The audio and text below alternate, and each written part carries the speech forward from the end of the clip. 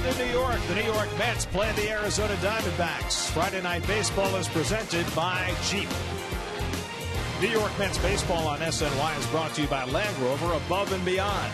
By Cure Auto, 25 years of saving you money. Cure Auto Insurance, drive well. By Hospital for Special Surgery, the official hospital of the New York Mets.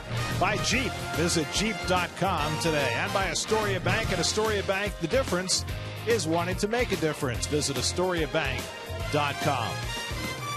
Mets have left the cable cars behind, and now it's the 7 train. How many millions of Mets fans do you think the 7 train has brought to Flushing to see a ball game since 1964? Many, many millions.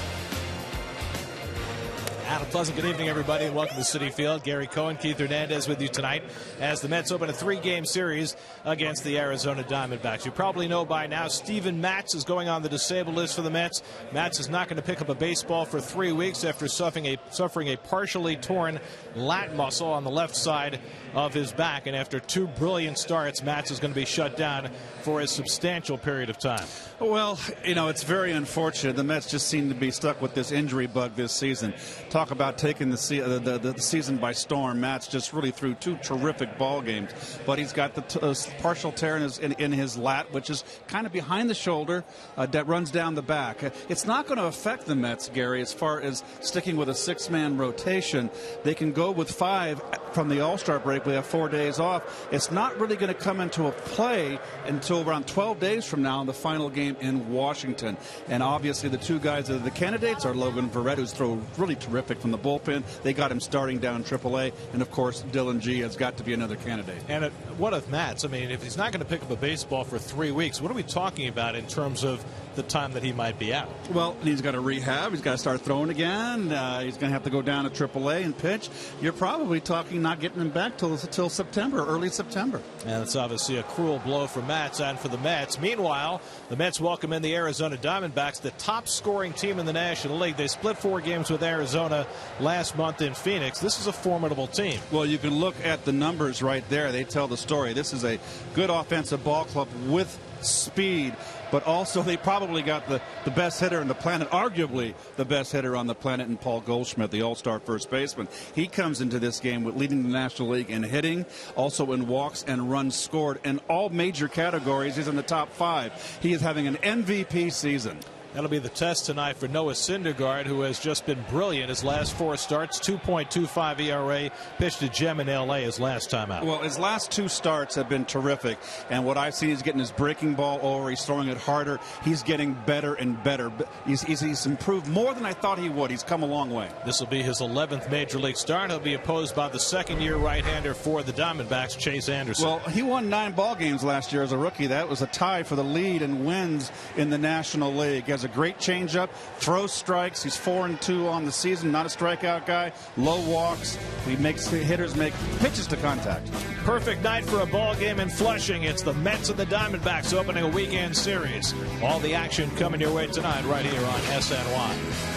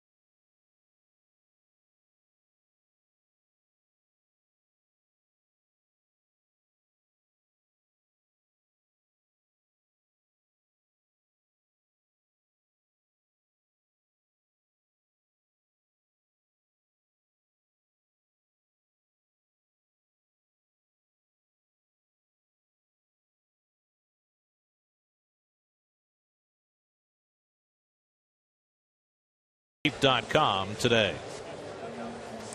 Get to Citi Field this Sunday. The Mets take on the Diamondbacks at 1:10. The first 15,000 fans will receive a Mets jersey drawstring bag, courtesy of Verizon. For tickets, visit Mets.com/Family Sundays. Your Caldwell Banker home field advantage. And the strikeout to walk ratio at home for the Mets staff has been right up among the leaders. 3 of the top 5 are wearing Mets uniforms. Met pitchers strike out a lot. They don't walk many. And they have been brilliant so far this year. Noah Syndergaard tries to keep that going as the Mets take on the Diamondbacks. Syndergaard's first pitch is coming right up.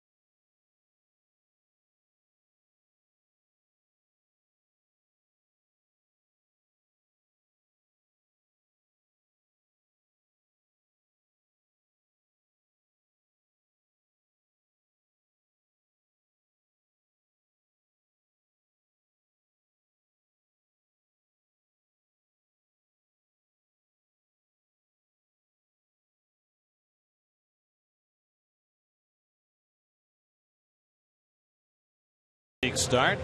He's done particularly well here at Citi Field, where he has a 1.89 ERA through 5 starts. And here is the formidable starting lineup for the Arizona Diamondbacks, featuring a couple of All-Stars, A.J. Pollock and Paul Goldschmidt. Yasmani Tomas has been a terrific rookie, as has Jake Lamb, as has Nick Ahmed. 3 rookies in the starting lineup, and all doing well for the Diamondbacks, who are now managed by Chip Hale, the Mets' former third base coach. And there are your Jeep numbers on Mr. Syndergaard. Love the fact that he's come up a hard thrower. Usually you get these guys that are raw hard throwers come up and they walk a lot of people. Look at the walks to innings pitched. Outstanding.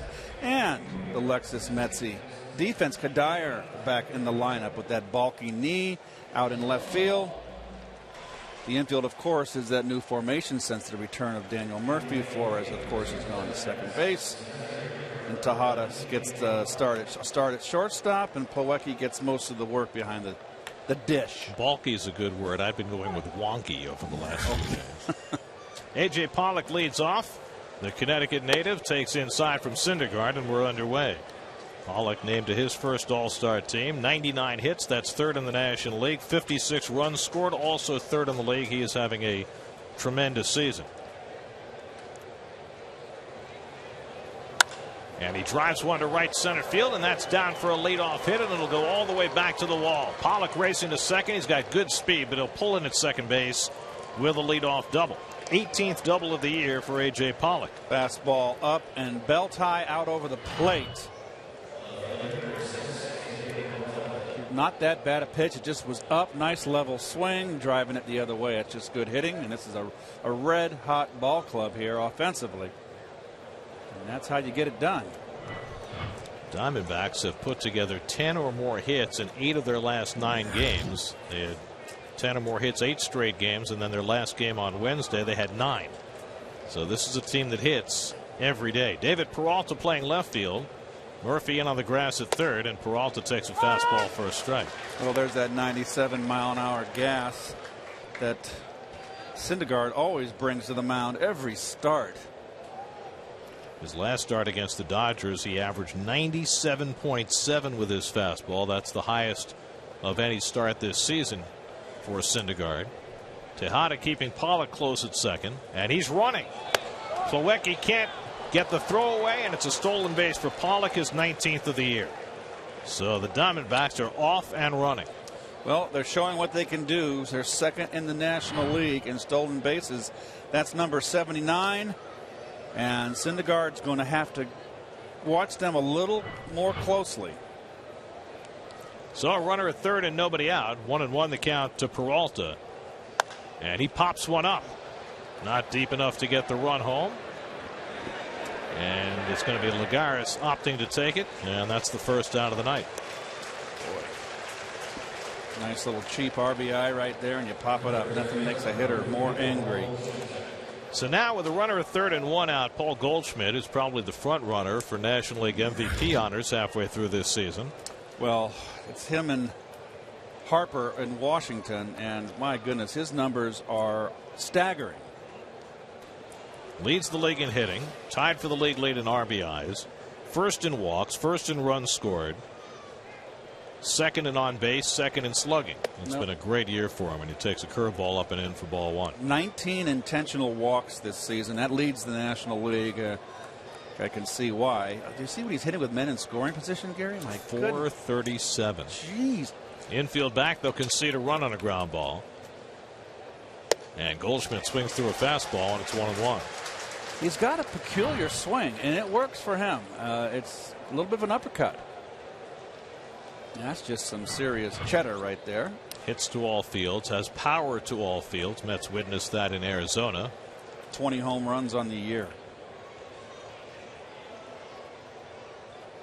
And the curveball popped up. Oh. Lagares in shallow center. Is Pollock going to challenge him?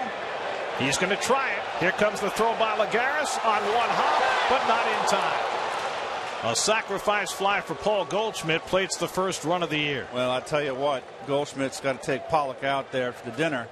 And that's the scouting right there, Gary. Last year, and you said it, and we've said it, with a strong, healthy arm from Lagares, no one's going to run on the ball with that shallow. He gets the catcher's gear, and that's all fair. Just kick him right out of the way. Ooh, he almost didn't get the plate. I think his left foot got it on the way through, but he went back just to make sure, although the home plate umpire, John Tumpane, had already called him safe. You're right, Keith. Nobody's scoring on this ball last year against Lagares. Ooh, that was close. Yeah, you're right. I mean, there's no doubt about it. I mean, as fast as Pollock is, he's got to come down halfway on that ball normally, or try to draw a throw. This is Yasmani Tomas. The Cuban rookie takes outside 2-0. He slid past the bag. Yeah, the front foot, the right foot did not get the play, but I think the left foot did. Got the front corner, and that's why Tumpane made the safe call. Had he missed home plate, the proper call by the umpire would have been no call. One more time. See, the front foot doesn't get it, but the back foot. Oh, yes, you got it. Very good, Gary. Good call. So a double, a stolen base, and a sacrifice fly. Played an early run against Syndergaard. Jake Lamb on deck. Tomas having a fine rookie year, hitting .313. They used him at third base earlier this year. Now playing in the outfield, which is more natural for him. They said he had great power when he came up from Cuba, but he hasn't hit a lot of home runs, but he has hit for a high average. He's a strong kid, that's for sure. Only 13 walks. He's a hacker. Looks like he can drop a few pounds. 2-2 to Tomas, and it's low and away. Tomas signed a 6-year, $68 million contract after playing 5 years in the Cuban Major League. And he's only 24 years old.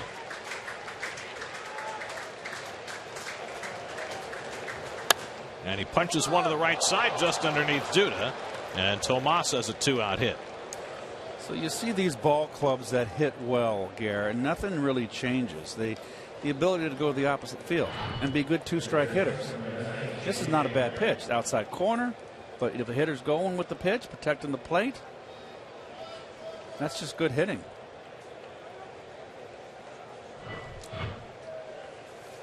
So Tomas at first with 2 down. Now Jake Lamb.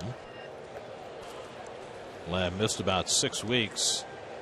Returned to action when the Mets were in Arizona after a foot injury. The Mets leave the left side open for him on the infield. A big pull for him. And he bluffs the bunt and takes a strike. Well, they got Murphy way over in the right field position. The point of that triangle, if you will. Isosceles. Oh. Certainly not a right angle triangle. What was that one called? Was the right angle?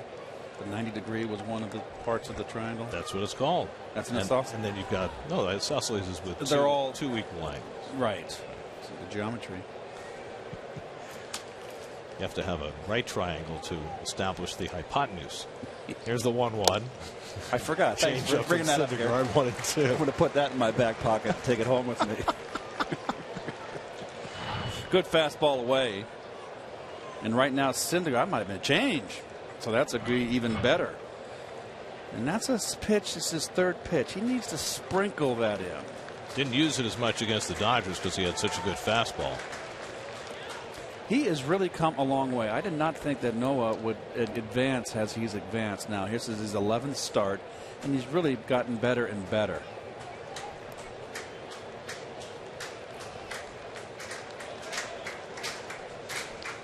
See what Lamb's been doing lately. He is a rookie as well. Just off the play with the fastball. I mean, think about that. The Diamondbacks are playing 3 rookies, Tomas, Lamb, and Ahmed every day. And they've got the best offense in the league. Mm-hmm.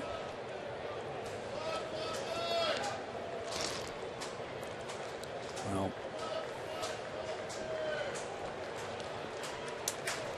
2-2 to Lamb. Wellington Castillo would be next. And Lamb goes down swinging on the curveball. Syndergaard has his first strikeout. The Diamondbacks played an early run. Mets come to bat down 1-0.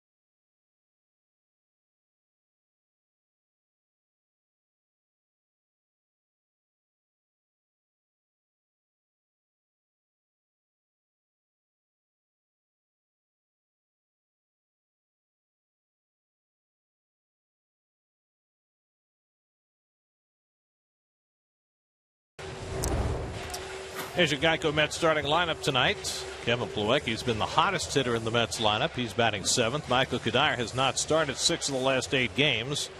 He's going to have to deal with the pain in his knee. It's not going away, but he can't do any further damage, and so he is in the lineup tonight. Gotta put the donut down. Let's go. There's Chase Anderson. You see him writing initials on the back of the mound. He's honoring his late father and both of his grandmothers by putting their initials on the back of the mound. He does that before every start. His dad passed away a couple of years ago. And you can, there it is right there.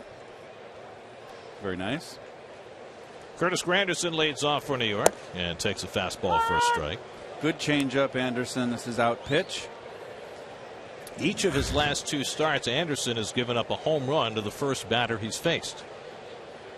Matt Kemp in San Diego, and then Charlie Blackmon of the Rockies. See if Granderson, who's hit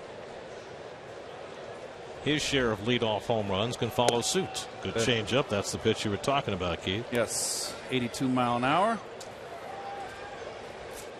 Throws from the first base side of the rubber. And he bounces the curveball 2-2. Chase Anderson in his second year made 21 starts as a rookie last year, went 9-7 with an ERA just over 4. It's been a little better this year. 3.71 ERA for a Diamondbacks team that has struggled with their pitching. Granderson hits one out to center, but not a leadoff home run. And so that string is broken as Pollock makes the catch for the first out. We'll take a quick gander at the Diamondback defense, brought to you by Coors Light. They are a pretty solid outfield defensively. Pollock can go get them. He's one of the best out there in center. In the infield is pretty solid. Gold Glover over there, Paul Goldschmidt, won it 2 years ago. But they say this Nick Ahmed can really pick it at short. And Wellington Castillo, the former Cub and Mariner, has really been a good addition to this ball club of late. Been playing very well for them. Here's Ruben Tejada hitting second in the order, and he lines one to the left for a base hit. So Tejada, who had a nice road trip, went 7 for 22 in California as a first pitch base hit. First ball, fastball hitting, not wasting any time. Right down the pipe. Ripped. The Mets faced Anderson in Arizona. They got 8 hits against him in 5 2/3 innings, but only 1 run. So this is a pitcher who can sometimes be hittable, but he's been stingy nonetheless. Here's Murphy. 10th game for Daniel since he came off the disabled list, hitting just .243 since his return from the quad injury. Mets need more than that from Murph. Well, they need a lot more from Duda and Kadire too. Someone's got to, more than a few people got to get hot to get this offense out of first gear. Mets were able to win 4 out of 6 in California despite a sporadic offense because their pitching was just so good, and they had some timely hitting late in games. Tejada at first and 1 out. And Murphy takes 2 high, 2-0. Wilmer Flores hitting cleanup again tonight. He's waiting on deck. For all the hitting woes the Mets have had, they're only 3 games behind the division leading Nationals. They're very much in the hunt for the wild card.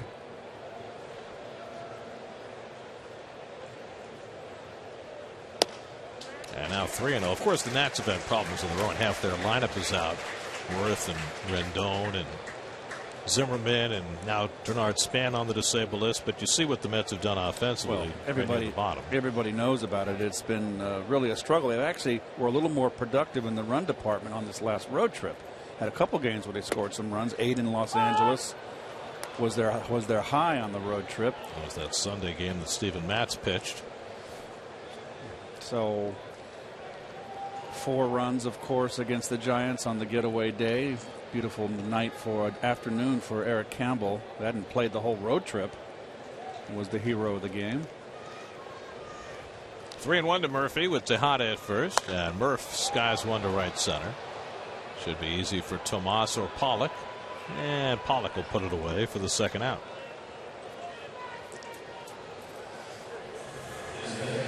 So 2 out. Tejada still at first, and now Wilmer Flores will step in. That's his name. Wilmer had the great series in Los Angeles, although it became a little less great today. They turned one of his base hits into an error. A little comebacker that Kenley Jansen mishandled. They had first scored at a hit. Now they changed it. So he wound up going 9 for 13 in L.A., but just 2 for 11 in San Francisco. Flores at .252 for the year. And takes the curveball outside. And Wilmer is another one of those guys who hasn't hit a home run in a while. So not since June 12th. Well, the Mets had a 9-game home run drought broken by Campbell, who hit one in the 9th inning on Wednesday. There's that changeup from Anderson. It's 1-1. Anderson has thrown his changeup 23% of the time this year. That's a lot.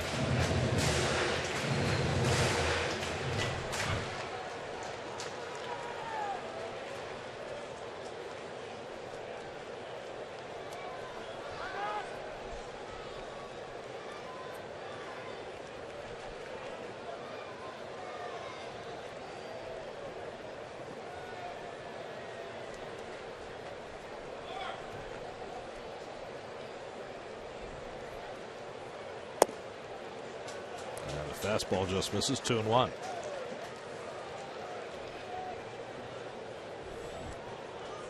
Duda's had his troubles. Boy, he's mired in a big slump. Got the day off on Monday, and since he's been back in the lineup, dropped down to the number 5 spot in the batting order behind Flores. 2-1 from Anderson, and that's off the plate. So for the second straight hitter, Anderson's fallen behind 3-1.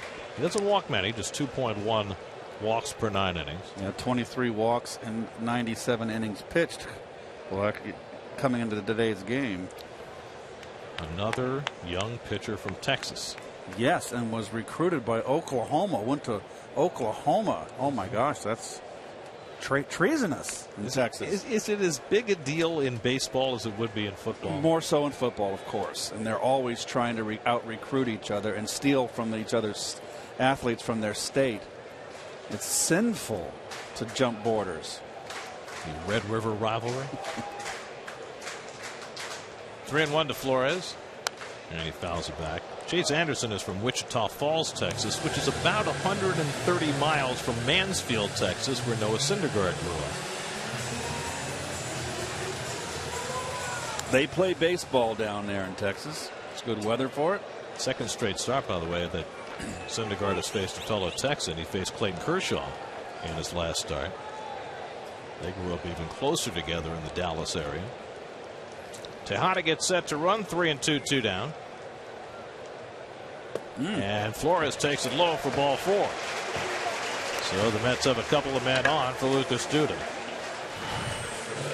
Well, that's the circle change. And you can see he's almost got his fingers cupped, his index and middle finger.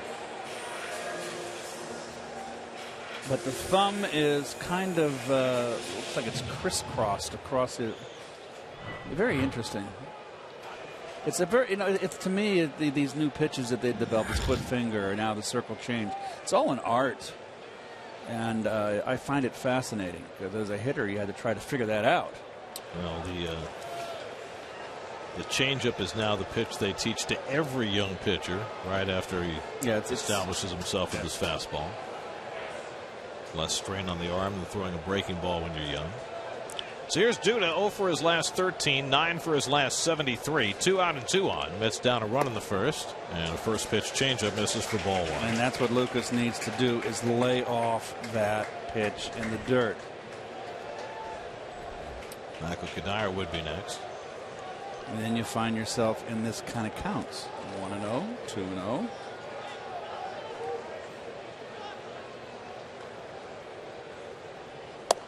And the fastball away. Elias ran some numbers on Duda, found that there are only 2 hitters in the majors, full-time players, who've seen a lower percentage of fastballs than Duda. Only Pedro Alvarez and Brett Laurie. Less than half the pitches that Duda's seen this year have been fastballs, 49.6%.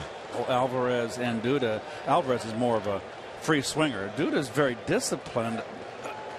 I mean, he has a knowledge of the strike zone, but not this year. He's been chasing, and that's why he hasn't been getting the fastballs. Drives one to deep center field. Racing back is Pollock to the warning track. That ball is out of here. A 3-run homer for Lucas Duda.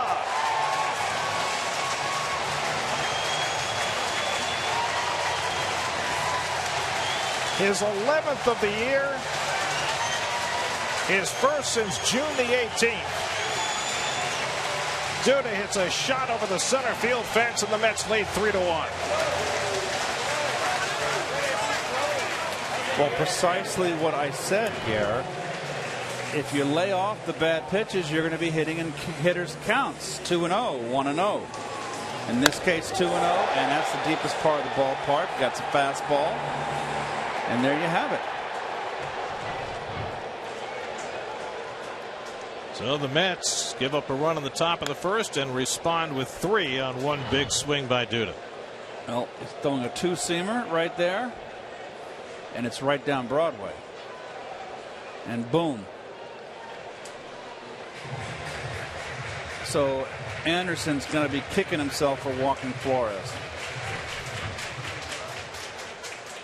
That Mets home run means $2,000 for an NYC community partner, courtesy of Citi.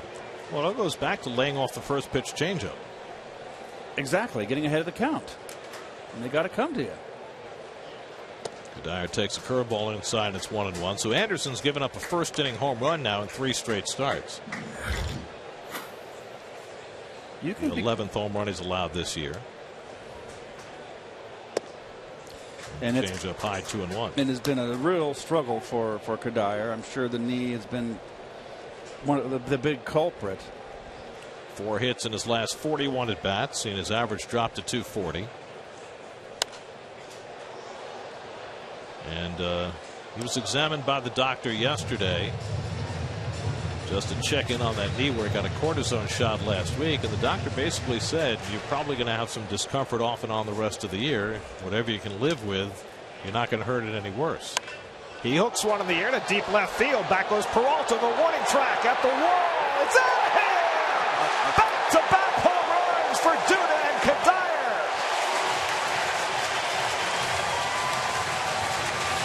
Number 7 for Michael Kadire, and the Mets lead at 4-1.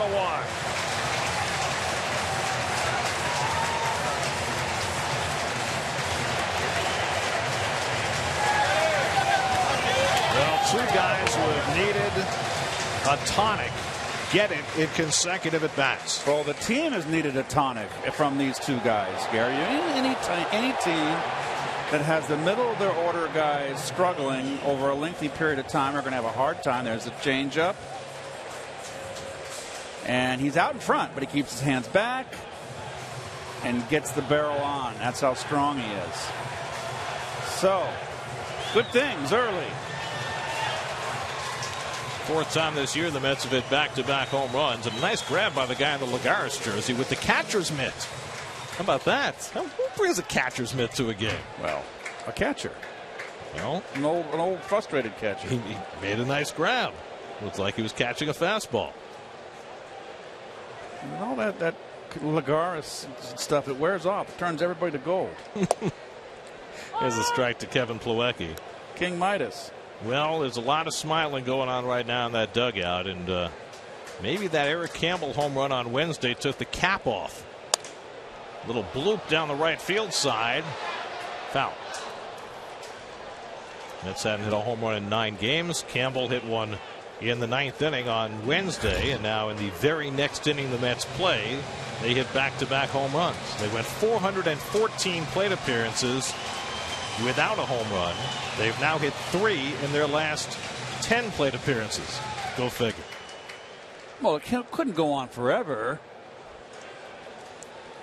Well, Kadire's last home run came against the Diamondbacks in Arizona against Jeremy Hellickson. That was back on June 5th, so it's 5 weeks ago. 1-2 to Plawecki. So a nightmare first inning for Chase Anderson. He had 2 out and a runner at first. He walked Wilmer Flores on a 3-2 pitch, and then back-to-back bombs by Duda and Kadire. Noah Syndergaard hitting 8th in the order on deck. Plawecki, meanwhile, has been the Mets' hottest hitter. Ever since the fog cleared from the sinus problems he was going through, he has really ratcheted it up. 5 for 10 over his last 3 games, up to 240 on the year.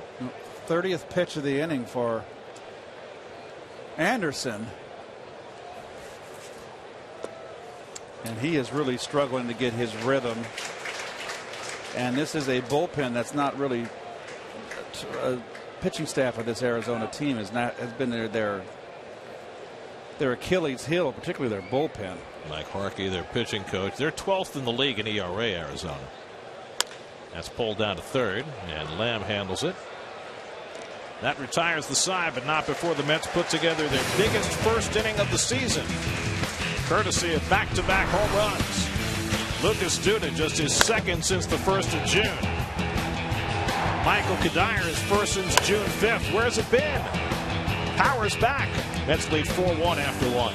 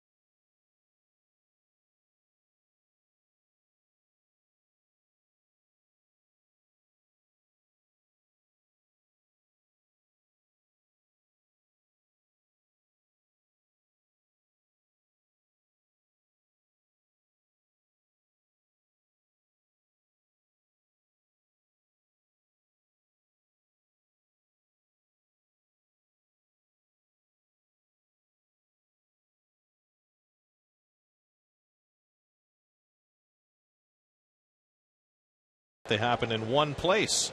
Don't miss the 86th All-Star Game. Coverage begins 7 p.m. Eastern, Tuesday, July 14th on Fox. Wellington Castillo leads off the second inning against Noah Syndergaard, who suddenly feels as though he's been supported in grand fashion. A 4-1 lead. Castillo won a game for the Diamondbacks against the Mets when they were in Phoenix. Hit a 2-run homer off Bartolo Colon that spoiled a gem by Bart. Well, since he came over to the Diamondbacks from Seattle, the 225 average is not indicative of how he's played for Arizona, hitting 284 since putting on the Diamondback uniform. Well, remember, he began his season with the Cubs, for whom he was the #1 catcher last year, but they acquired Miguel Montero, who had been with the Diamondbacks, and they picked up David Ross. And Syndergaard throws it by Castillo. So he started only 8 games for the Cubs in a month and a half. They sent him to Seattle, where he started only 4 games, but now he's the #1 catcher in Arizona and taking advantage. Second strikeout for Syndergaard. Gosh, he throws hard. He doesn't have any Syndergaard. His motion is so simplistic. And I don't know how he generates such velocity. Boy, but he can bring it. It's a big man. Here's Chris Owings, the second baseman. Owings having a very rough year with the bat, hitting .231. And he doesn't walk much, so his on-base percentage a paltry .259. Struck out 77 times this year. Against just 11 walks. Yep. And Promptly Syndergaard's behind him 2-0. We'll see how it shakes. Nick Ahmed, the shortstop, is on deck. Swinging 2-0, and he flies one out to Granderson. And that's the second out. Interesting how Syndergaard early in this first time through the order has basically kept the ball away from all the hitters. There you go. Rick Aguilera had great stuff. And he always had that tender elbow, and he had bone chips in there, and they didn't get it cleaned out until he went to Minnesota. Went on to have a great career. Funny thing about that was in 1989, the year that Aguilera was traded, he was part of the package that brought Frank Viola. The Mets had just moved him to the bullpen, and he was just getting his feet wet as a reliever. And the Mets weren't certain he was going to take to it, and so they shipped him off, and he had a fantastic career as a closer with the Twins. He was another part of the three Caballeros on our '86 team. What do you mean by that? Three Spaniards: Bobby Ojeda, myself, and Rick. All three Spaniards. So you were not counting the Latino players in that? No, Spanish. The Spanish. Yes. I got you. Everybody thinks Sid was, but Sid was Portuguese. Tejada throws out Ahmed. 1-2-3 inning for Syndergaard after being given the lead. An 8-pitch inning. It's 4-1 New York.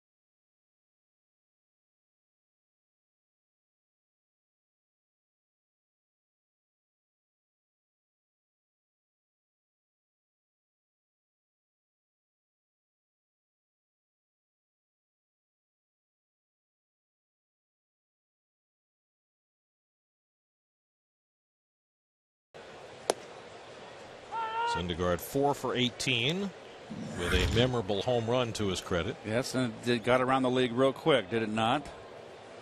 This is not an automatic out at the plate. So he's seeing a changeup here and a curveball there, much the way Steven Matz did after his spectacular first start.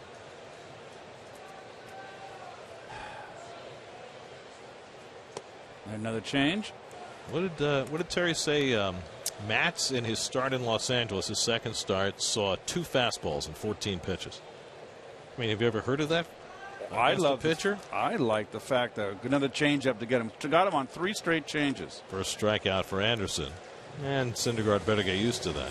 What I loved was getaway day with DeGrom putting a bunt situation. Terry put the hit and run on it. He had no choice. No, well, I thought it was very.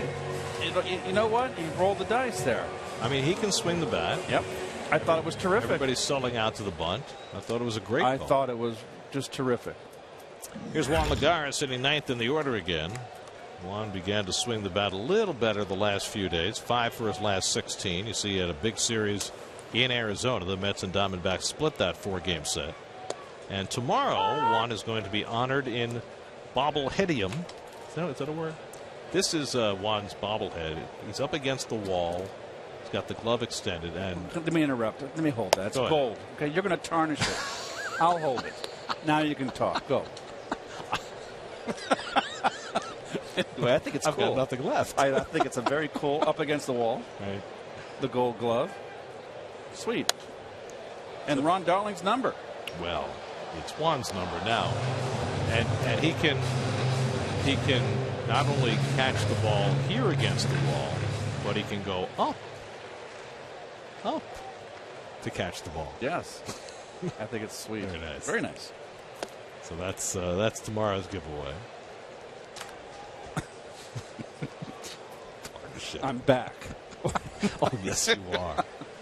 Curtis Granderson on deck. Lagares homered against Chase Anderson when the Mets faced him in Arizona. And he shoots one toward the middle, but that's where Owings is playing. And that's the second out. Now time for you to tweet your strongest fan photo. Use hashtag SNYDataStrongFan, and you might see yourself in an upcoming broadcast brought to you by T-Mobile. A lot of people, they get the bobbleheads and they never take them out of the box. Right, because of their worth. Value is diminished once they leave the box. Oh, that's silly. Well, it depends. I don't know. Well, people do the same thing with Barbie dolls. You know, they keep them in the box. Is that what you did with Barbie? I said people. Oh, okay. I was never fortunate enough to own a Barbie. How about Ken Granderson? Remember when he came out with Ken? I didn't have G.I. Joes either. I had G.I. Joes. Did you? Yes, I did. Granderson fly to center his first time up. And he takes inside. Remember those Lincoln logs you used to build with? I was at Legos. Okay. We didn't have Legos when I was a young kid, so Lincoln logs were so old. I know. It's like building a log cabin. You're like Lincoln himself. 3-1 to Granderson. So Anderson, a guy who generally is not accustomed to working behind in the count, has been doing that a lot in the first 2 innings. Ruben Tejada on deck. 2 out and nobody on. And Granderson drills one foul. Good top hand by Curtis right there. He was a little bit too quick.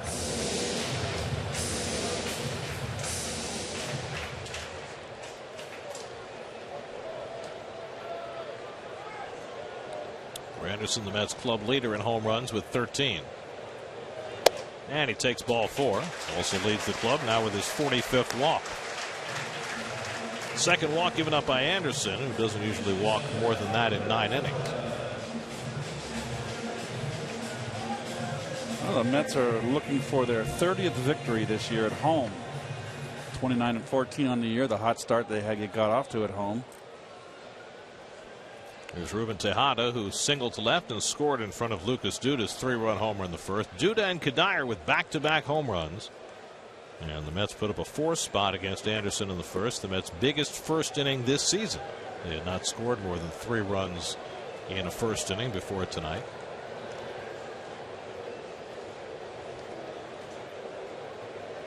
Well, with 2 out and Tejada at the plate, you would love for Granderson to be able to steal a base, but he's just shut it down. He's just not stealing bases anymore. He's not a threat.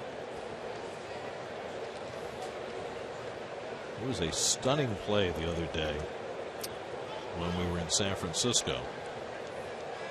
They had a full shift on against Granderson, and he nubbed one off the end of the bat, kind of to the left of the mound, and he thought he could walk to first base. And Matt Duffy came in and buried. I saw the play. Him out. That kid can play third base. But I mean, a couple of years ago, Granderson's 10 feet past the bag, and there's no way that you throw him out. But he clearly is not as fleet as he used to be.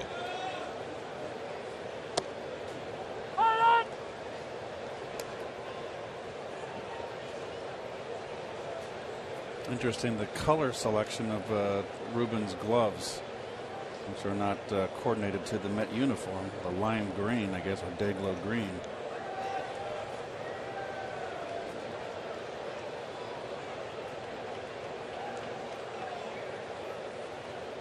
Good curve. Drops in for a strike. Well, maybe if he got some Day-Glo orange instead, that would blend better with the orange and blue. I think that it would that or the deep blue that the Mets have on their uniform. Call Franklin and see if we can order some up for him. They should be able to do that.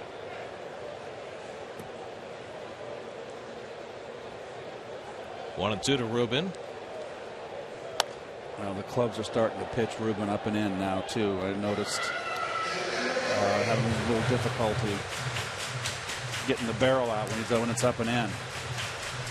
Daniel Murphy would be next.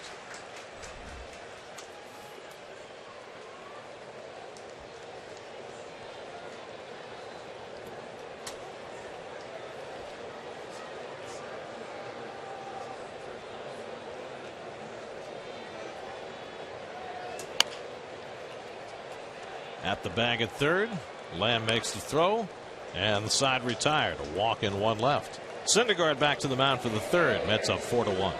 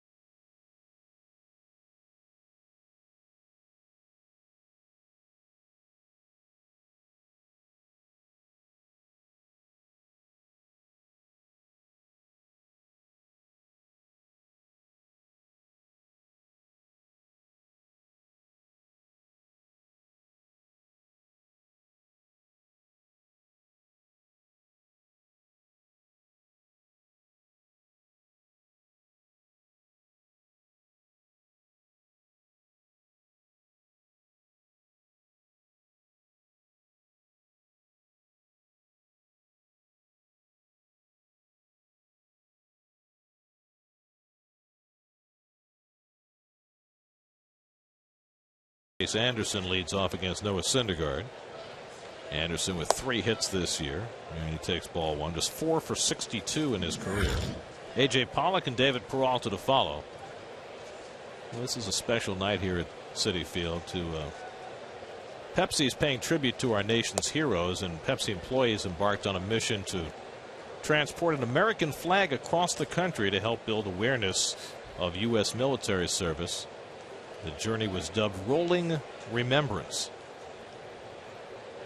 And they promoted the campaign, the program with a fundraising campaign to benefit the children of Fallen Patriots Foundation, a nonprofit organization which provides educational opportunities for children of veterans who were killed in the line of duty.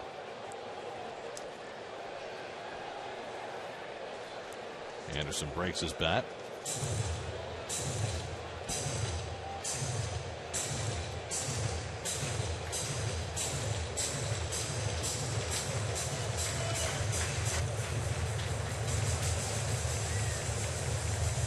Very polished young man right there on the mound, ahead of his years and experience. Very impressed with his command, Mr. Syndergaard. Anderson back with a fresh bat and takes strike 3 call. Eamon McEnany standing by with Jim Farrell of Pepsi and Andrew and Evan Kleppe, 2 of the foundation's scholarship recipients who were presented with the iconic American flag before tonight's game. Eamon? All right, Gary, thank you very much. Jim, I want to start with you, and what a moment earlier tonight for all the fans here and for Pepsi. How did the idea of Rolling Remembrance come about? Well, at Pepsi, we're really proud to say that we employ over 4,000 military vets across the United States. So for Memorial Day, we wanted to do something special for them. So we came up with the idea of relaying this flag over here, which was a gift from the United States Army to Pepsi. And the program was a huge success. All the drivers that drove the flag across the country were military veterans that work for Pepsi today.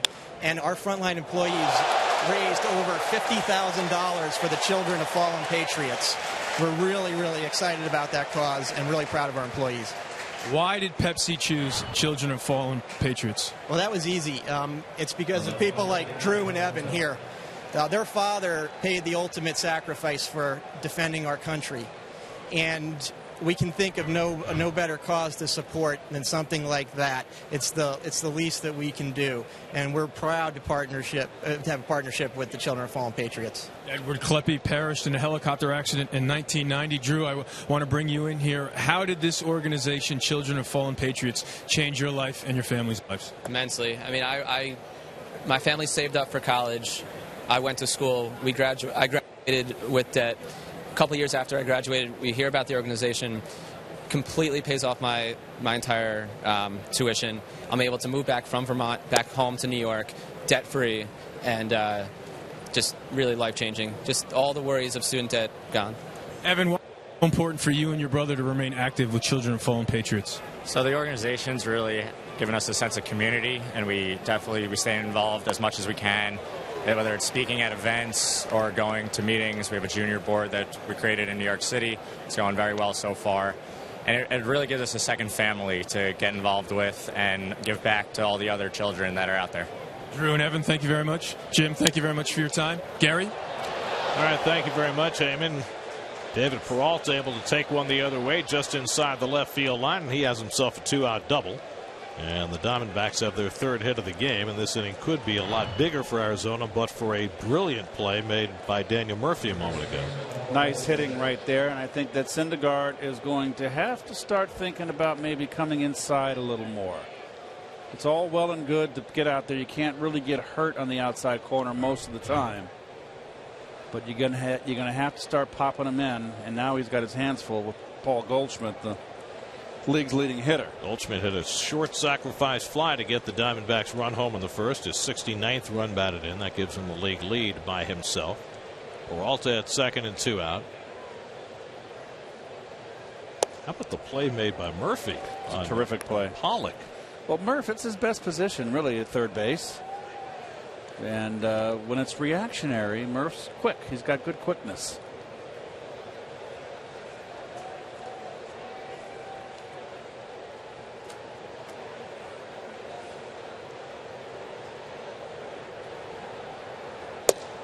Goldschmidt takes a curveball for a strike, 1-1. Paul Goldschmidt last year would be characterized for him in offseason. He missed the last month and a half because of a broken hand, but even when he played, he wasn't up to the standards that he set 2 years ago when he finished second in the MVP balloting. And he's having an even better season in 2015. Very interesting, Gary, the way he sets up to hit. He's straight up and down hitter with the bat pointed down to the ground. But watch as the pitcher goes into the motion, watch him bend over from the waist, his upper body, and that lifts his bat. It had nothing to do with his hands. He just bends from the waist, and then everything's ready to go. Dips that shoulder, attack. Another good curve by Syndergaard to get even. Pretty good pitch.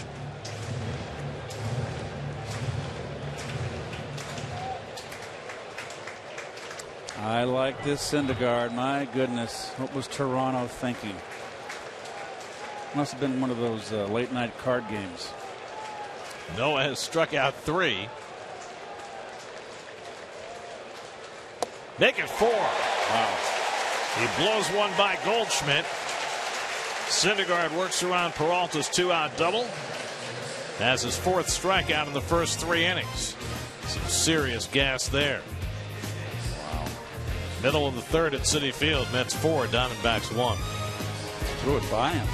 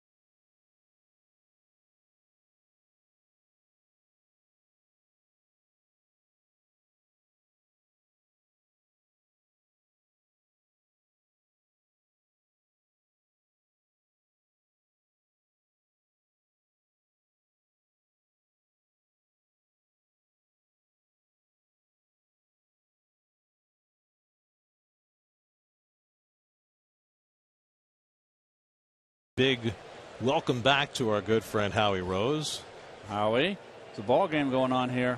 Yep. Howie was. That's a typical Howie reaction, isn't it? Murphy grounds out to Chase Anderson on the first pitch.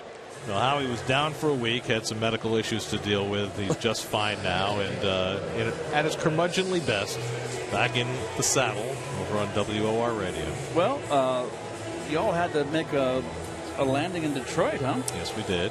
And I'm glad I wasn't on that flight.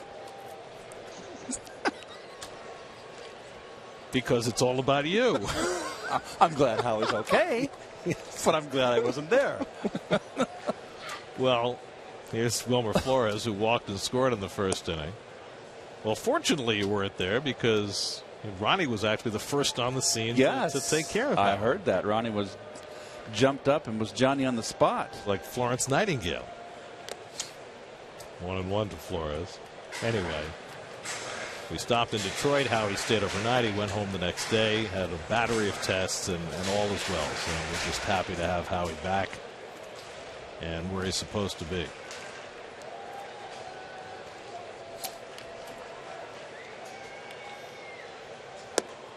Fastball strike, 1-2. Anderson has walked 2. He struck out 1. He's given up 2 home runs that have him in the hole. Well, the walk to Flores in the first inning is the one that he'll kick himself if he winds up with a Larry today. That was 2 out and a runner at first. Runner at first base and walked Flores, and that set it up for Duda. Fell behind Duda. Whoa.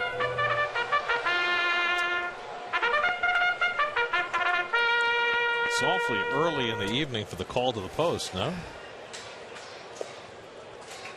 Was that as loud on your TV at home, folks, as it was in my ear with my headphones on? It startled me. Hope not. Everybody must have been blown right off their couch if it were.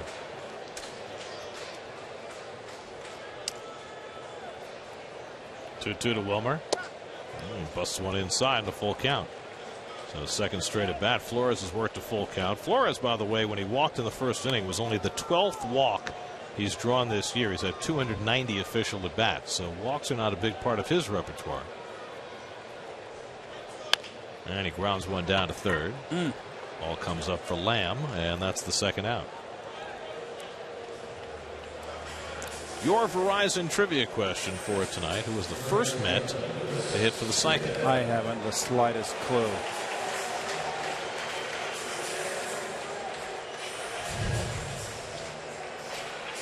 I should know this.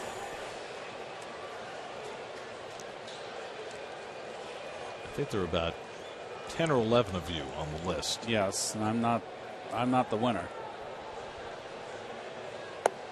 No, you were certainly not the first. Neither was Mike Phillips. Neither was Alex Ochoa. Neither was John Olerud. Are we going back into the 60s? Yours was the fourth cycle. I think there was one early on. I have a name in my mind. I was the fourth one only? Yeah. Wow. I have a name in my mind who I think it was, but I'm not certain if it's right. I don't want to say it until people have a chance to digest it. 60s? Yeah. Okay.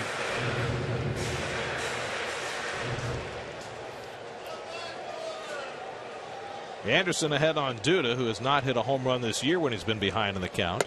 And he doesn't this time either. Second strikeout for Anderson. He has his first 1-2-3 inning of the night. Duda's not happy. After 3-4-1 Mets.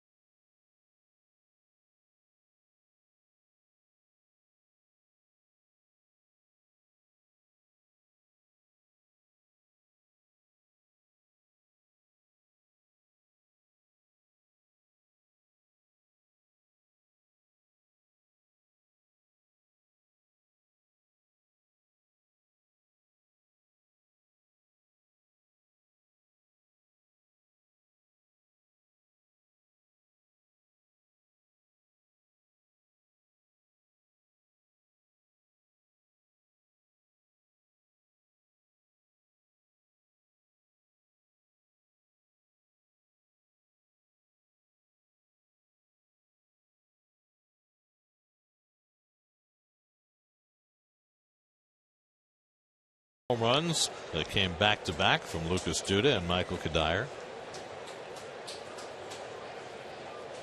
Some of the big crowd gathered on a Friday night. That takes a long time to grow, doesn't it? Yeah, it does. How do you eat? Yasmani Tomas leads off in the 4th against Noah Syndergaard. Tomas singled to right his first time up, and he takes a curveball for a strike. We were talking earlier about the fact that the Diamondbacks have 3 rookies in their everyday lineup: Tomas, Jake Lamb, and Nick Ahmed. This is going to be a very strong year for rookies in the National League. It certainly is. You've got that young center fielder in Dodger Town that's just hitting the home runs, even though his average has dropped. Another left-hand hitter, power hitter. And hits them. I mean, Jock Peterson hits them out of sight. And can play center field. Then you've got Chris Bryant in Chicago. Yep. There's lots of a wealth of talent in the National League. It's going to be very interesting who comes out on top. You've got the kid in Philly, the third baseman, Maikel Franco, who has been one of the best reasons to go watch the Phillies this year. Well, Tomas is leading all National League rookies with a .313 average coming in, and is Franco, who I really am impressed with, the third baseman for the Phillies, is third at .291. And don't forget Soler, who was hurt. That's going to hurt his chances. Line to center. Lagares racing in to make the catch. Got the good first step and thought he could pick it off, and he did. Well, that's what happens when you have an outfielder that plays shallow. They take away that base hit. He's so quick on his reactions and jumps on balls. Piece of cake. He made it into a piece of cake. That's why they give out the goal. Yep. 1 out and nobody on now. Jake Lamb, who struck out his first time up. And he rolls one to the left side. Tejada, the lone infielder on that side, is there to throw him out. Well, once again, we're only in the 4th inning, but I'm just so impressed with Syndergaard. I cannot tell you. Well, he hasn't walked anybody, and that's been the norm for him. He's now pitched 62 innings without allowing more than a dozen walks. In fact, through his first 10 starts, he had walked only 12 batters and struck out 59. And in modern baseball history, there were only 2 other starting pitchers who had that many strikeouts and that few walks through their first 10 starts. One of them currently pitching on the other side of town, Masahiro Tanaka. The other was Don Sutton in his rookie year in 1966. And that's it. In terms of so few walks and so many strikeouts through 10 starts, it's been remarkable for a guy who throws this hard. Wellington Castillo at the plate. And when Don Sutton came up, he was basically a fastball, hard curveball pitcher and gave up a lot of home runs. And he turned into a 5-pitch pitcher when he was over and done with, a real artist and a Hall of Famer. Well, you talk all the time about his curveball. He had a great curve. Well, that just missed to Castillo, and so just talking about Syndergaard and his dearth of walks, he's behind Castillo 3-0. Chris Owings would be next. Castillo wouldn't be averse to swinging 3-0. But he takes one right down the middle. 3-1. The Diamondbacks won their last game in Texas on Wednesday, and it was significant because it got them to the 500 mark, which is nice. But more significant for them because they had tried a dozen times this year. And that's high ball 4, and Castillo's on with a walk. They tried a dozen times when they were 1 game under 500 to get to the 500 mark, and they'd lost all 12. So they finally got over the hump on Wednesday, and they're at 500 for the first time since they were 8-8 to start the season. Nope, they're down 3 right now. They've made a little run there. They're right in the hunt. I did not think that Arizona would play this well, but they've got some nice young talent on this team. Well, look at them, tied with the Giants for second place. Just a game behind the Mets. 4 games out in the wild card. Owings fly to right his first time up. I mean, their offense is as good as any we've seen this year. If they can get some pitching, and They get Patrick Corbin back from Tommy John surgery. He made his first start last week, and he faces the Mets tomorrow. That will help. But that's their dire need. Is their pitching is their Achilles heel.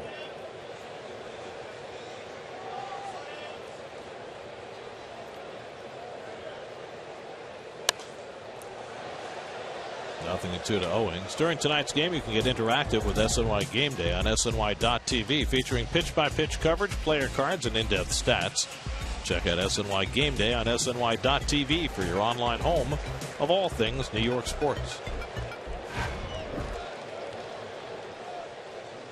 Syndergaard has struck out 4 tonight, walked only 1, given up just 3 hits.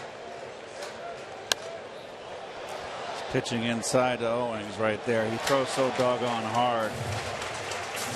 He's got to keep those guys honest. He's just going to set up the outside part of the plate for him.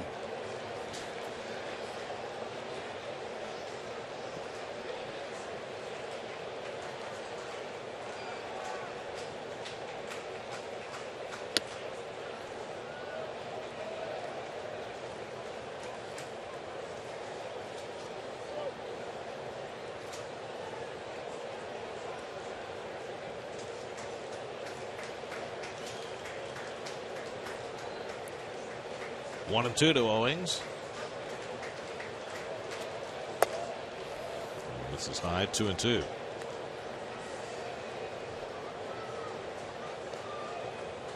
Got to get his sights down a little bit. Getting the ball starting to get up a little bit this inning.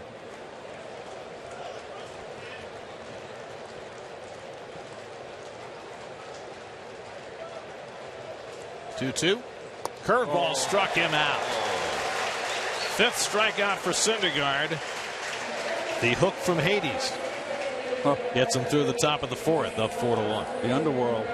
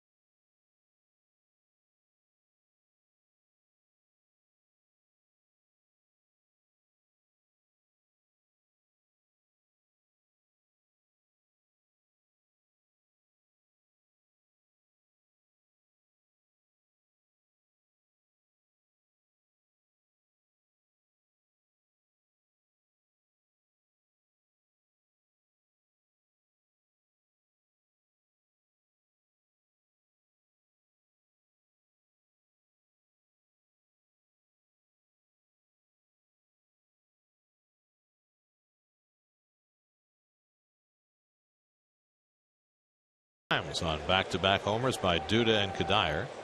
And Michael Kadire leads off in the home 4th against Chase Anderson and takes a strike. Well, nice to see Kadire back in the lineup and getting off quick. Solo shot in the 1st. His first home run since June the 5th and his 7th of the year.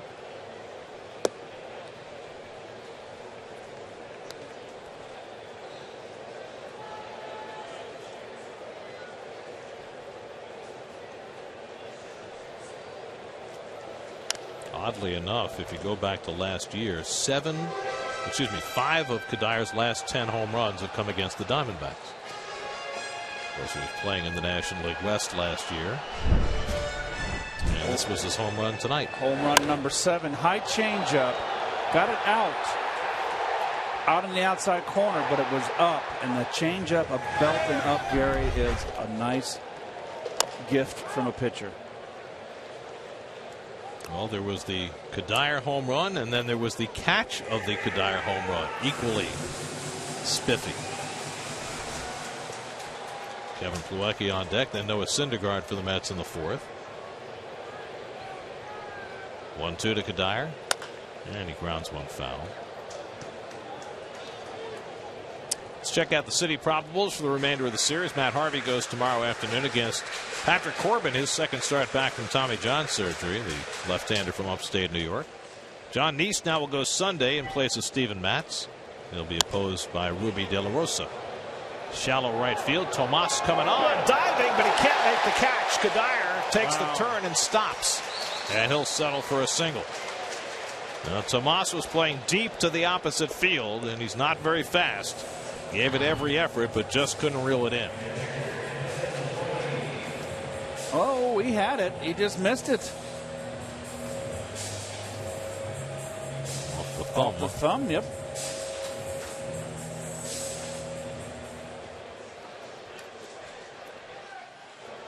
And you'll take it. Kadire gets a base hit, 2 for 2 in the night. Michael's got that sore knee, so he'll settle for a single. He's at first with nobody out. Kevin Plawecki, the batter. Right. Anderson's going to make him dive.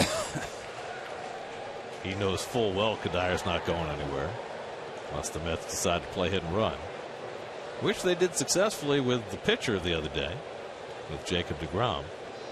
Plawecki's been swinging the bat well. Don't expect that with him, with the pitcher on deck.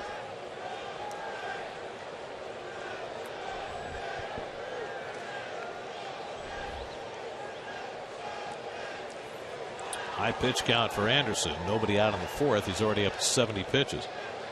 He threw 31 in the first inning. And a high changeup for a strike.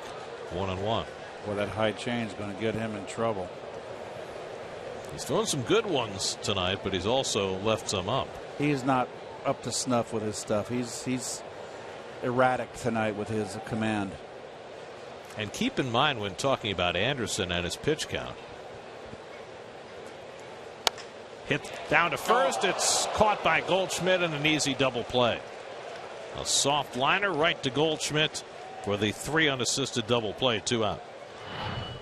That's a big hang with him. That's the game breaker right here to bust the game wide open, set up a 1st and 3rd. Nothing Kadire could do. It's that moment when you just know you're a dead duck. So 2 out and nobody on. Now Syndergaard, who struck out his first time up. I was going to say about Anderson before the double play rudely interrupted me. He's made 16 starts this year. Only 4 times has he thrown 100 or more pitches. So he's not a guy that they push very hard in terms of pitch count. And here he is in the 4th inning, up over 70 already.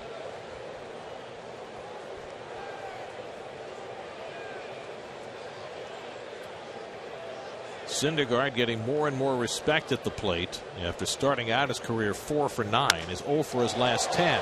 That one dumped into shallow left. A sliding effort by Peralta, and he can't make the catch. So 2 Diamondbacks outfielders leaving their feet to try and make catches shallow in the outfield, and neither one able to come up with the play. And Syndergaard's got a base hit. Well, most pitchers, this would be a big, easy out. But they know that Syndergaard's got power, and they've got to play him a little deeper. And another tough play right there, not made. Gets the glove there, just kind of didn't extend it enough. Let's see. No, boy, he sure didn't. Right off the pinky. So that snaps an 0 for 10 stretch for Syndergaard, and the Mets have their 5th hit of the night. Now Juan Lagares with 2 out and a runner at first, and takes curveball outside for ball 1.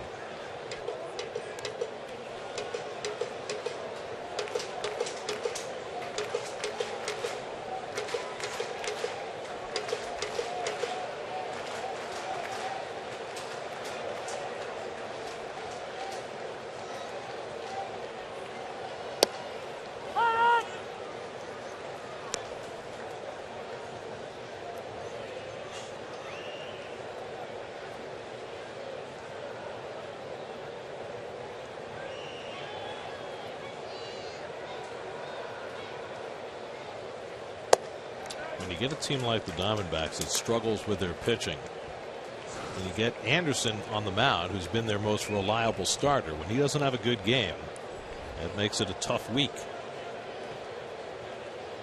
Well, when he's missed badly enough. He's not around the plate, and it's, as a hitter, they're easier pitches to take, and he's just all over the place. He's just really, really struggling.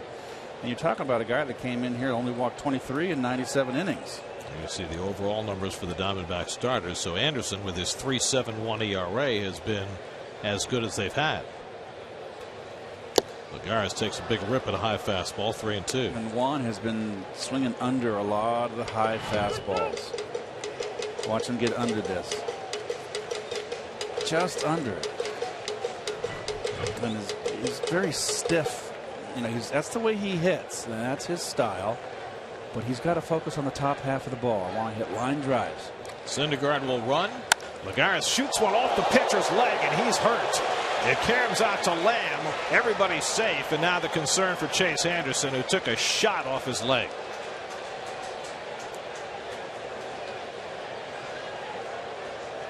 He's hurting. I mean, he went down and crumpled after that ball hit him and deflected over to third. Got him on the left leg, apparently.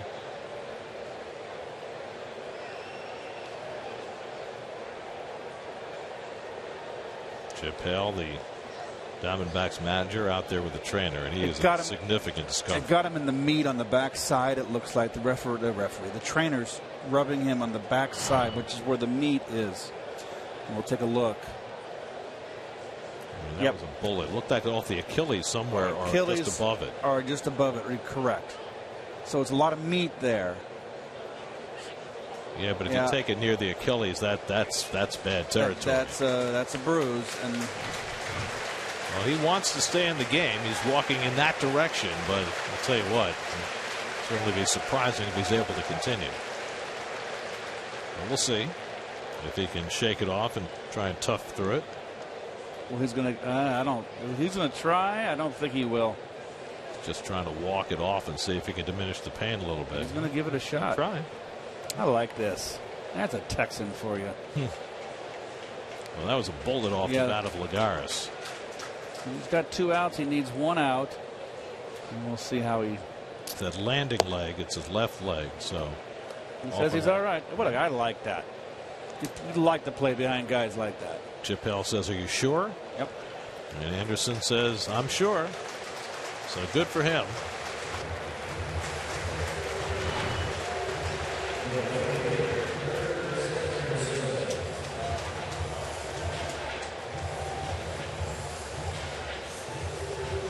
Yeah, that's the meaty part. And the calf of the Achilles. And you can see it did not feel good. Mike Harkey, the pitching coach, is going to come out now for a visit. They got anybody getting up? Yes, they did. They got a left. And going to be Andrew Chafin, the rookie left-hander, getting up. Well, this right here is just to waste some time and get the left-hander ready. You don't want this game. It's 4-1 ball game. Also, Anderson's due a turn at bat in the next half inning, so he might be out of the game anyway with the Diamondbacks down in this game. And with his pitch count as high as it is. This is all about getting that left-hander up and then getting him warm down there. Well, this is a huge at bat right here, because if Anderson doesn't really have it, Granderson might be able to take advantage, and it might be a very different game. Syndergaard at second. Lagares with an infield hit. He is on at first.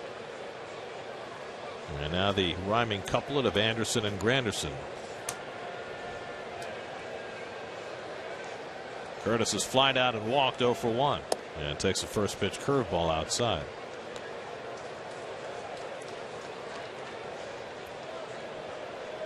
Curtis just 1 for his last 16.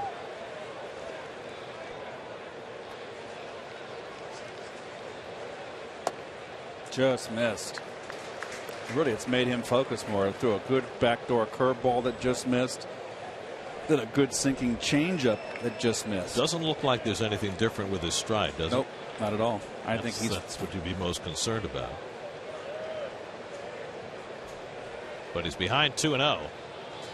And Curtis takes a strike, 2-0 changeup. That's his go-to pitch.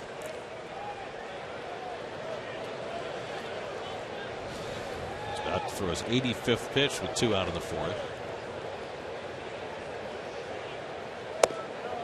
And Curtis takes a fastball away, 3-1. Well, do you leave him in for Tejada if he walks Granderson? I'd say you do. He looks fine. Behind 3-1 on Granderson, and Curtis takes a changeup for a strike. 3-2. 2-0 change, 3-1 change, and that last changeup was right there to rip. It's not in a good spot. Second straight full count for Anderson, so Syndergaard and Lagares will be running. And Granderson goes down on the fastball, 93. That's as hard as Anderson's thrown all night. So if that was his last pitch, it was a good one. Gets him through trouble in the 4th. It's still 4-1.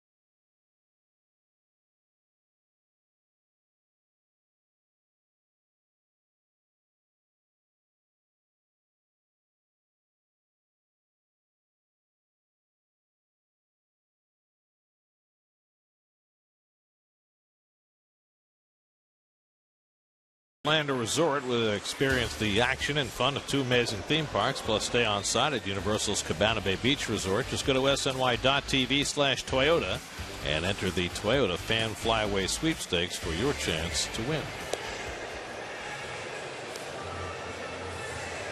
The People's United Bank starters tonight. Noah Syndergaard has had the better of it. He gave up a first inning run, but then the Mets got 4 on a couple of home runs in the first against Chase Anderson.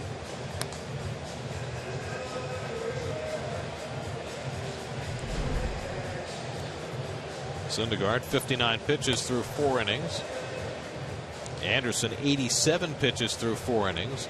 And for the moment, Chase Anderson is out on deck to bat for himself. How about that?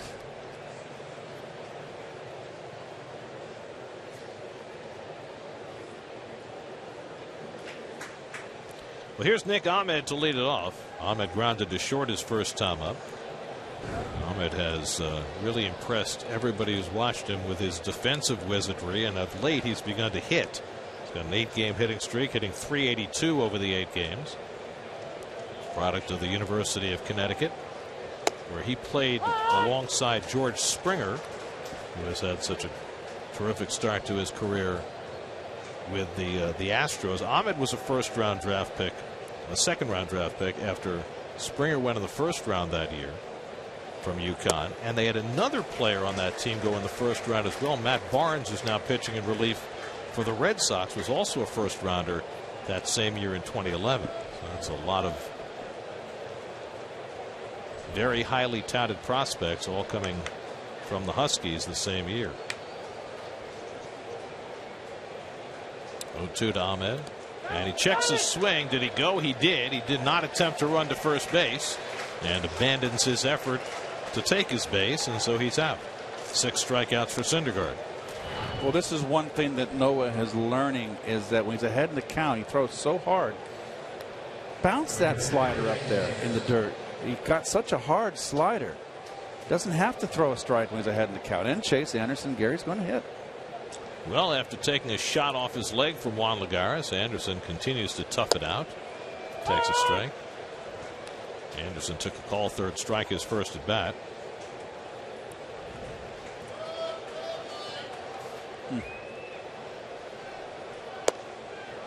And Syndergaard takes a little off the curveball that time, and it's 0-2.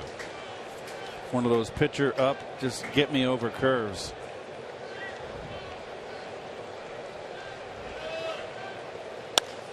And he serves one into right field. It's a base hit for Anderson. So he hits better after being drilled in the leg. His 4th hit of the season. And another base hit, Gary, on a ball away. And there's a different point of releases for both pitchers. Notice Syndergaard much more like a quarterback, but instead of having his hand around a football, he's obviously his palm of his hand is facing home plate, but his wrist is cocked more. He's more over the top, where Anderson's hand is more up higher, more elevated. Pollock hits one down the right field line. Foul. I mean, Syndergaard, his motion, Gary, there's nothing to it. I just don't know where he's just so strong. He has that small take back from his glove, and to get that kind of velocity is just incredible. He's incredibly strong. 6'6", 240 pounds. He's a real specimen. A.J. Pollock's hit 2 balls hard already tonight. A double and a line out. Pollock going to the All-Star game this year. His numbers are good. They were just as good last year when he broke his hand, which messed up his season. This year Pollock's been able to stay healthy. Another guy with Connecticut roots. He's from Hebron, Connecticut, then went to Notre Dame. 1st round pick in 2009. Grounded foul.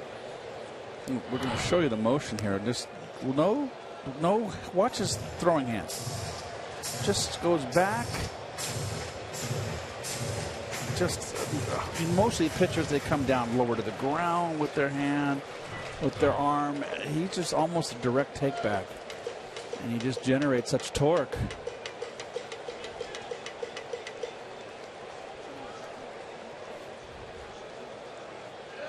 One-two to Pollock, and the curveball off the plate.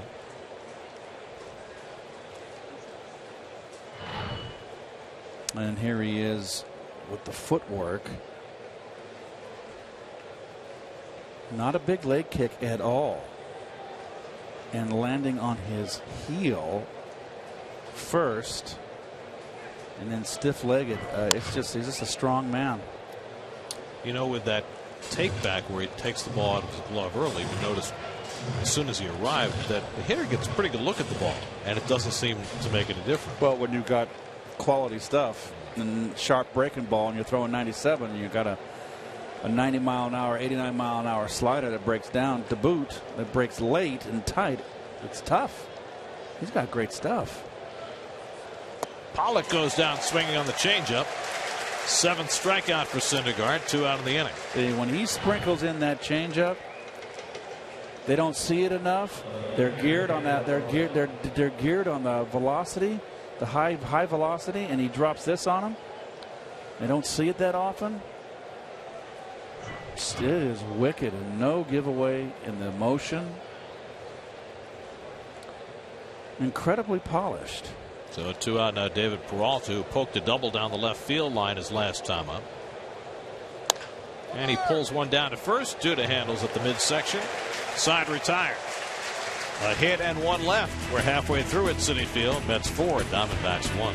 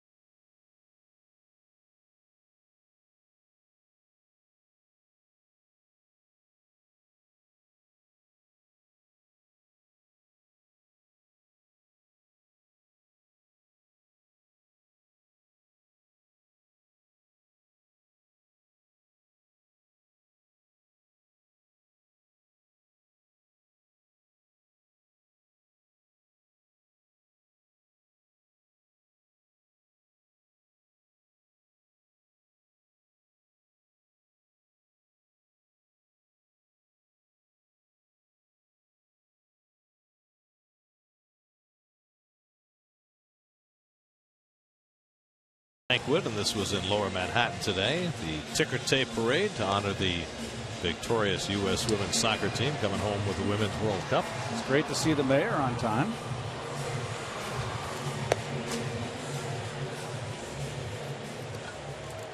All the women received the keys to the city. I didn't know there was still a door to unlock.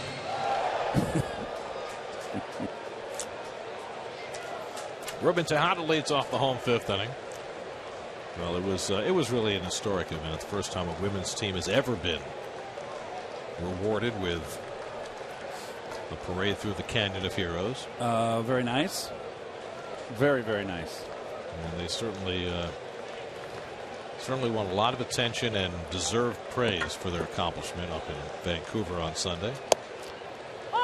Call strike to Ruben Tejada as Chase Anderson soldiers on into the bottom of the fifth. Tejada has one of the Mets' 6 hits, singled and scored back in the first inning when the Mets scored all 4 of their runs.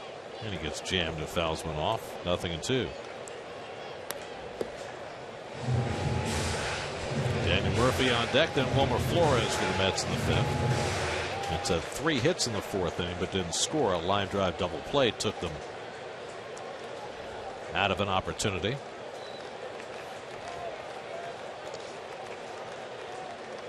Seems like Anderson's A-OK, Gare. No ill effects from that bullet off of his back of his calf.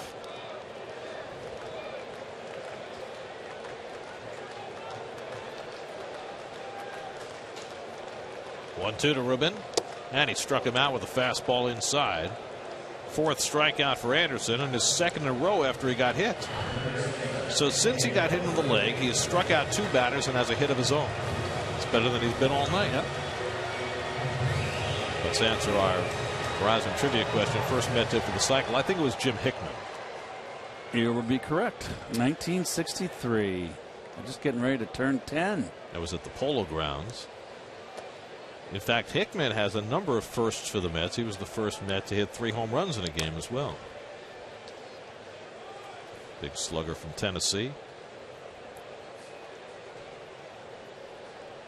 Daniel Murphy is flied out in a comebacker 0 for 2. And takes a changeup for a strike. Well, the Mets are chasing the Nationals in the National League East, 3 games behind. The Nats are beginning their rivalry interleague series in Baltimore tonight, and they're down 1-0 in the fifth. That update: Nats have gone in front 2-1. Beat me to it. Line the other way, and Murphy's got a base hit. Nice hitting by Daniel. So the Mets have their 7th hit off Chase Anderson. Stays back. He has the ability to go the other way.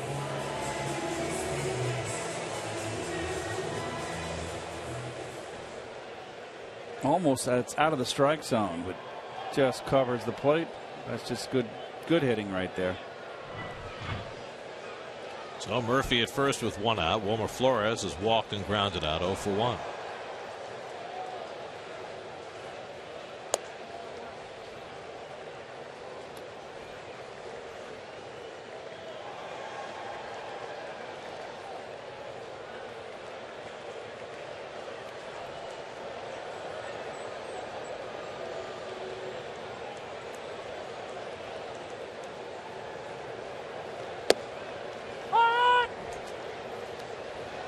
Diamondbacks have warm-up action going. Dude on deck. They've got the left-hander warming, so this could be it for Anderson. As we mentioned, he doesn't often go over 100 pitches, only 4 times in 16 starts. 2 balls and a strike to Flores.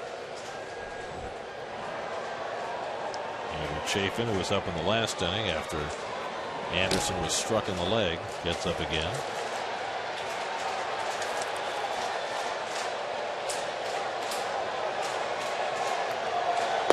And Wilmer watches low and away, and again he's run a 3-ball count. That's 3 at bats in a row that Wilmer has run a deep count. 3-2 walk in the first inning, 3-2 ground out in the third.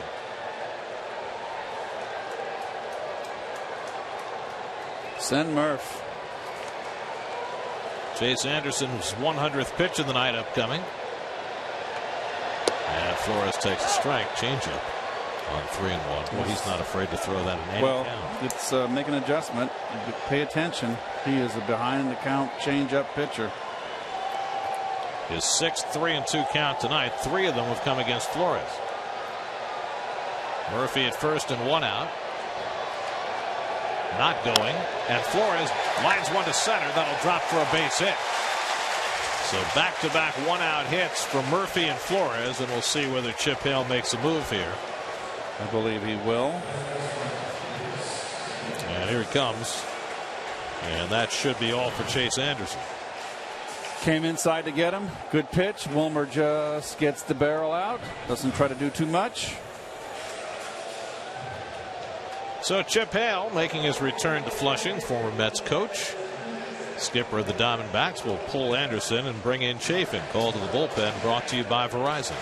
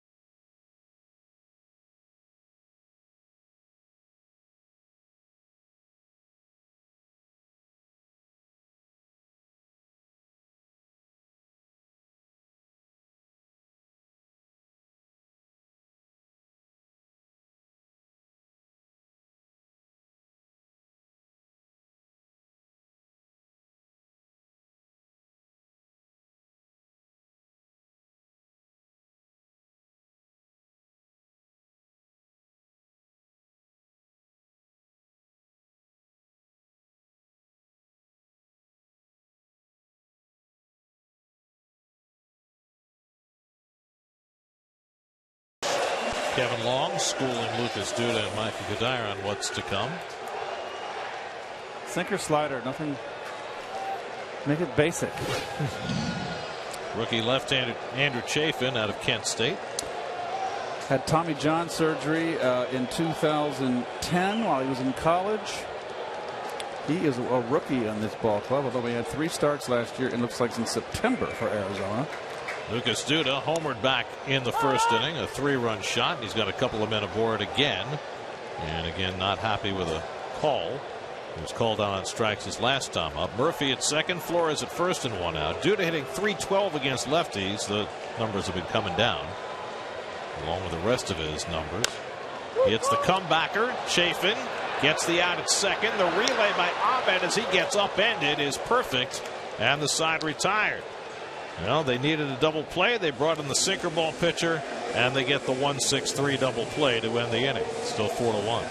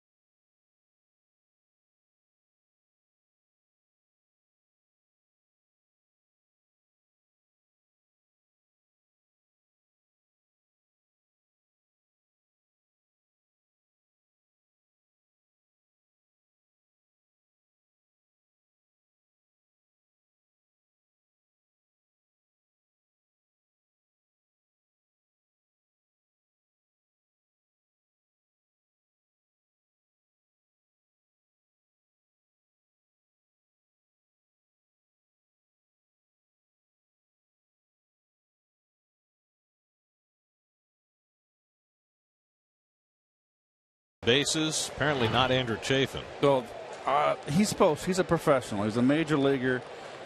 This is a double play ball, and I like his aggressiveness right there. And getting the lead runner. That's a tailor-made double play. He's in there to get this team out of a jam, and he does the job. Flores did his best to take out Ahmed, to no avail. Paul Goldschmidt leads off in the 6th inning and takes a curveball for a strike. Boy, he's just painting. Well, here's the takeout by Flores. Yep, he got him. Very clean.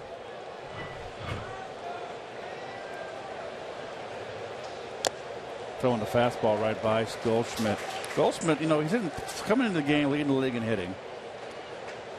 But he's got 72 strikeouts. He's one of those guys that strikes out well over 100 times and still hits for a high average. Also leads the league in walks, 68 walks this year. There's a .466 on base percentage coming into the night. 0-2 coming. Oh boy, I just didn't. 19 of those 68 walks, Gary, are intentional. So that puts him at what? Legitimately 49. Well, how about this? He's got 19 intentional walks. Nobody else in the league has more than 8. And he's in the best lineup in the league. Strike 3 call. Got him admiring a fastball. Second time Syndergaard has struck out Goldschmidt tonight. He got him worrying about the breaking ball, and he painted his wagon inside. I cannot say enough about this young man. I've been watching him pitch now, even when I don't have him when I'm home, lounging around. I like to watch him pitch. I can just see you in your smoking jacket. 8 strikeouts now for Syndergaard. Here's Yasmani Tomas. Tomas had a single to right in the first, then hit a line drive to center that Lagares caught his last time up. They shoehorned Tomas in at third base earlier this year when Lamb was hurt, and he did a credible job there. He's much more comfortable in the outfield, even though he's such a big guy. A little limited speed-wise, but for a team that plays awfully good defense, he fits in. I just wish with the 3 divisions, I wish there was a way to see the other divisions more and really get a look at these players. It's just hard to make an assessment when you only go, home and away one series. It's tough. You might catch him, the player in a slump. You might catch him in a slump both times. And you don't feel as though you can evaluate players as well watching them on TV. Swing and a miss on the curveball, 2-2. Well, yes, I certainly can, but I'm not going to spend all my time watching every game in the major leagues or every National League game. You can watch on your phone, I watch the Mets when I'm not working. Don't give me too much duty. 2-2 coming. And he laid off the curveball that time, 3-2. I'm just saying it's available to you. Oh, I understand. I have the MLB at bat. It's a very nice picture on my iPad.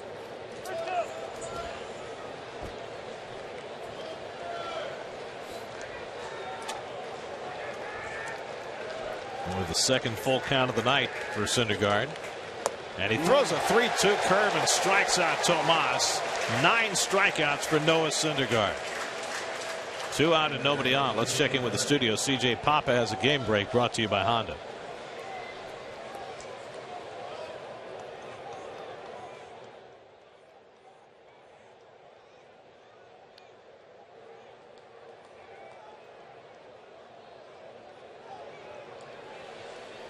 Noah Syndergaard has fanned the first 2 batters here in the 6th. Jake Lamb with 2 out and nobody on. Mets have saved their most severe shift for Lamb tonight. Last time up, though, he hit the ball to the left side and Tejada threw him out. Dominant performance so far by Syndergaard.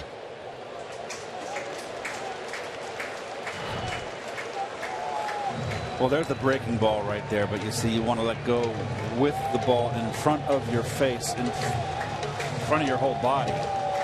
He's just really has a tremendous hard slider. Strike 3 call. Noah Syndergaard strikes out the side of the 6th inning. his 10th strikeout.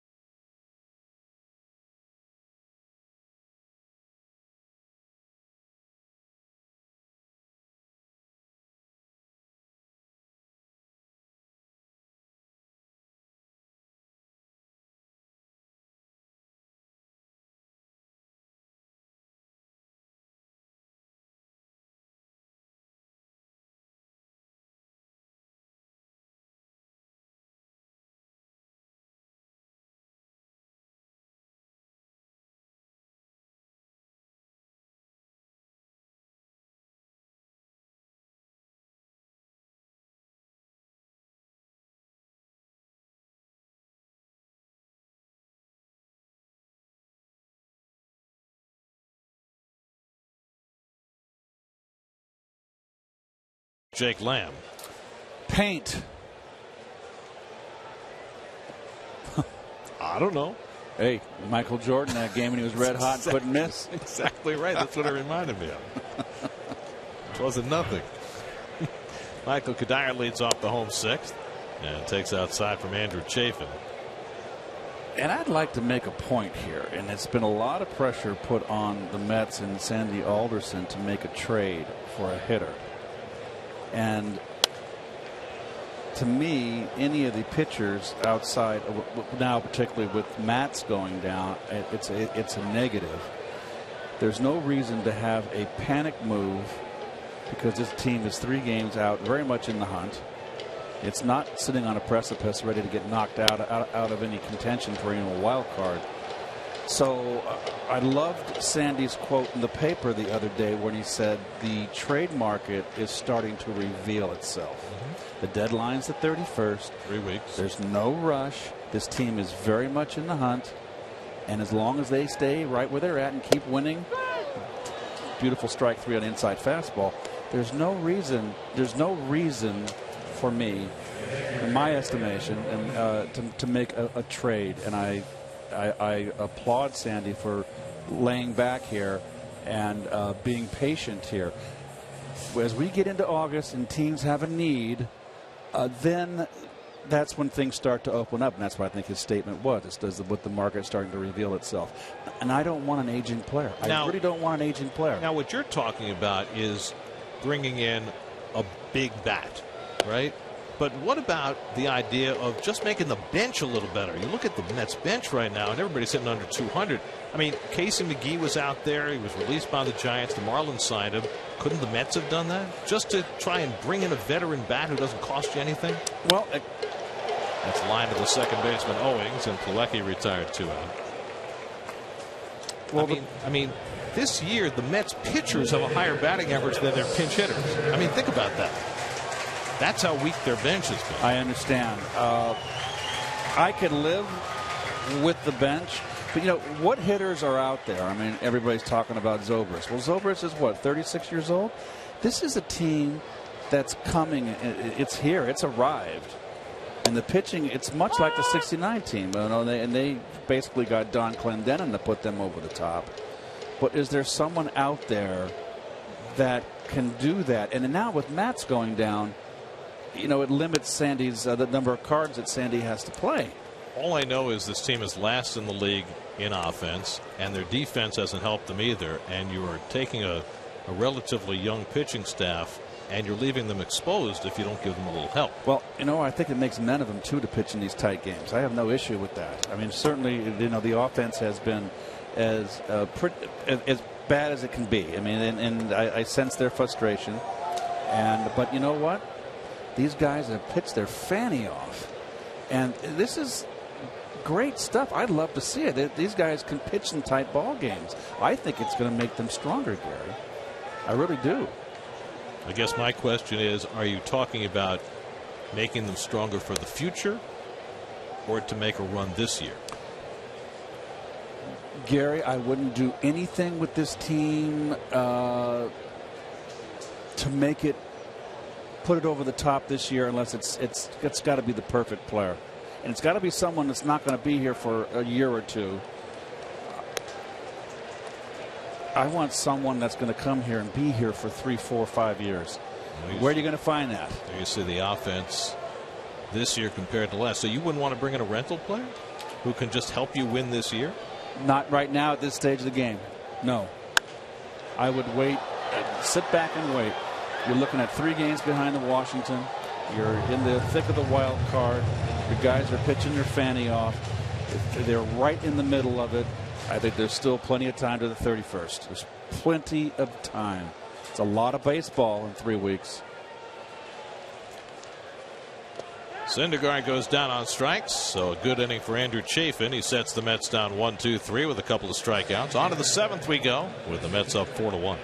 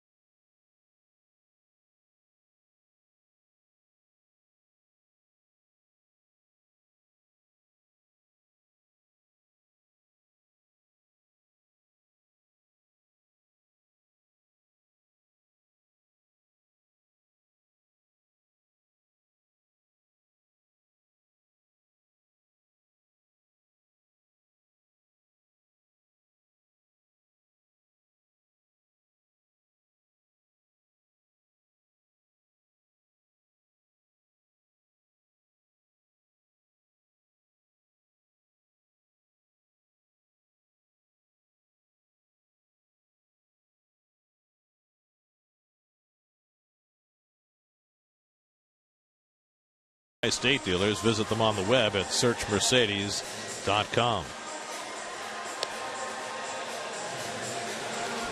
We go to the 7th inning. Mets up 4-1. Noah Syndergaard pitching like he's just getting started. He struck out 10 tonight, including 6 of his last 8 batters. He struck out the side in the 6th inning. 3rd time this season he has struck out the side. And he'll face 6, 7, and 8 in the Arizona batting order. Keep in mind, this is the highest scoring team in the National League that Syndergaard is facing tonight. And he's given up just a run on 4 hits. That run came back in the 1st inning. Wellington Castillo has struck out and walked tonight. And he takes a fastball letter high for a strike. Chris Owings on deck, and then Nick Ahmed. Dominant performance from Syndergaard tonight. And really a terrific hitting ball club. They seem to be using that word a lot about the Mets pitching staff lately. Jacob deGrom was dominant in the Mets win Wednesday in San Francisco. John Neese was dominant in the Monday night win against the Giants. Steven Matz was dominant Sunday against the Dodgers, and the list goes on. Popped up behind first, and Duda has room. 1 out. Let's take a look at the Diamondbacks offense. They had a streak of 8 straight games where they had 10 or more hits. Then they got 9 in their last game. So they have been consistently putting up big hit totals, and as we mentioned, they've scored the most runs per game of any team in the league. Well, they're facing a buzzsaw tonight. There's Chris Owings, who's flied out and struck out. We talked about Matz before. He's not going to pick up a baseball for 3 weeks with this lat injury. May well be out till September. The Mets have gotten a lot of flack over the last couple of days about the revelation that Matz had a little discomfort in that area after his first start against the Reds. And the Mets made the decision to allow him to make that second start against the Dodgers. And Sandy said in the press conference that it was his decision to let him pitch. And you know what? Pitchers get aches and pains in the course of a season. And every time hindsight's 20/20. We all know that, right? There's all the second guessers. Well, what Sandy said today, and he's right about this.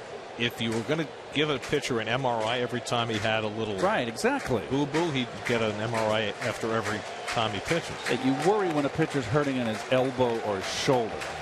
1-2 to Owings. Struck him out. Plawecki makes the toss. 11 strikeouts for Noah Syndergaard, matching his career high.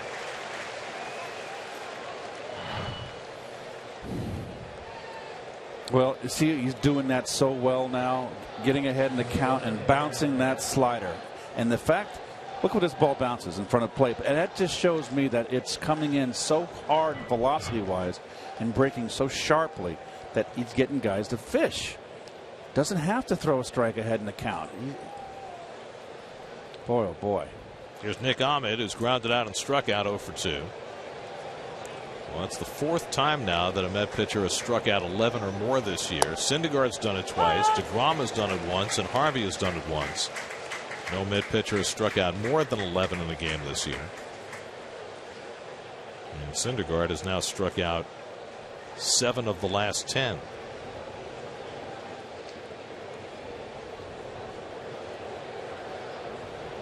Good curveball to get ahead on Ahmed. 0-2. Took a little off. Look at the velocity, 79, Gare, and that got him out in front. He's got 2 of them, a slow one and a hard one. Aaron Hill on deck. He'll pinch hit if Ahmed can keep the inning going.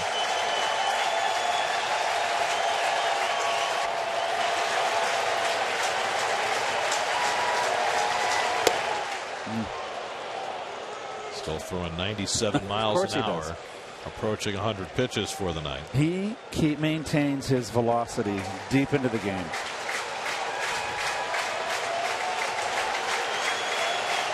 One and 2 to Nick Ahmed.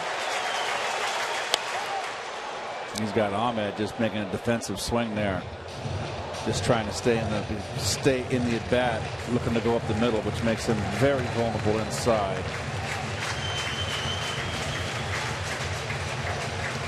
He's worked for a hitter, Syndergaard. It's a tough day at the office. Here I thought it was just a game. Ahmed staying in there.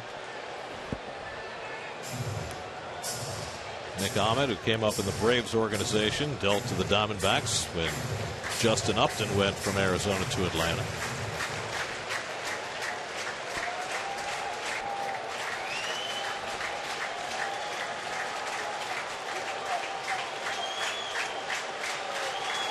One-two. Curveballs. Just got a piece. Barely. Watch the fanny fly out on this swing. Completely locked him up. It's like, oops. He just barely got a piece.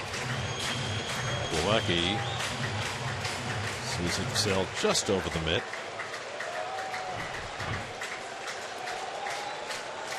Seventh pitch of the at bat coming from Syndergaard to Ahmed.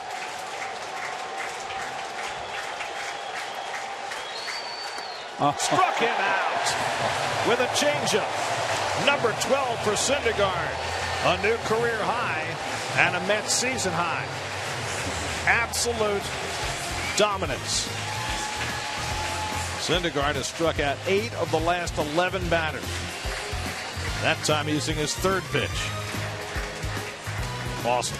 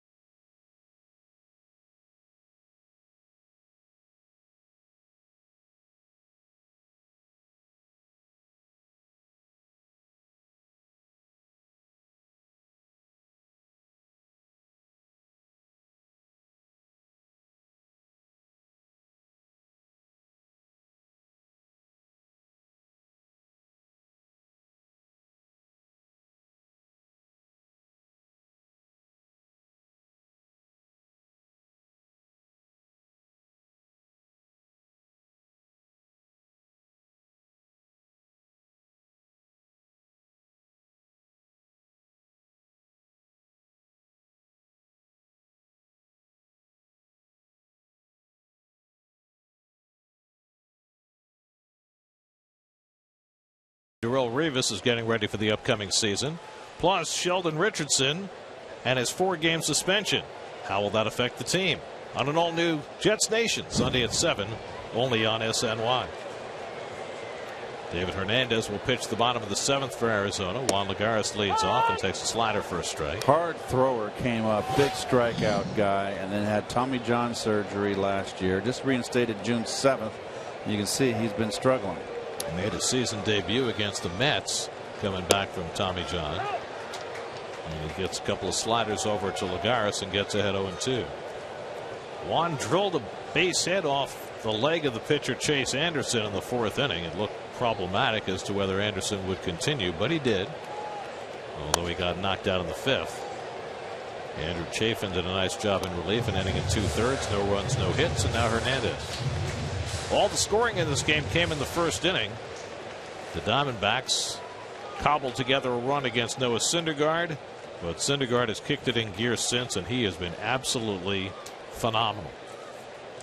Oh, Lagares forced to vacate. Oh, little chin music.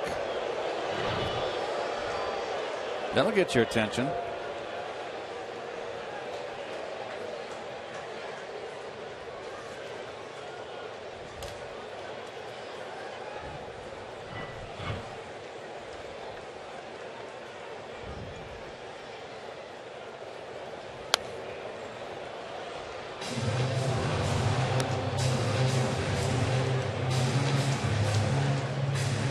Curtis Granderson on deck, then Ruben Tejada for the Mets in the 7th.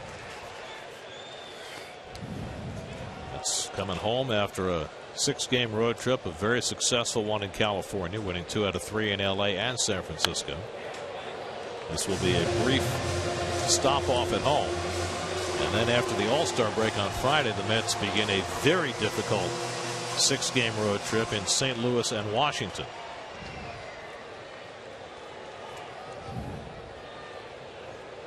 And then they come home to play the Dodgers again.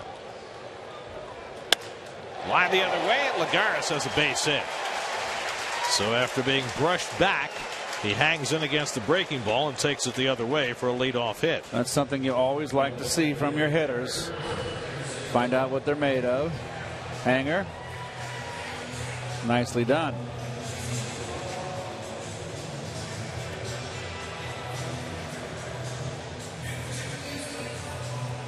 So the Mets have their 9th hit of the game, and they have the leadoff man on for Curtis Granderson, who's 0 for 2 and a walk tonight.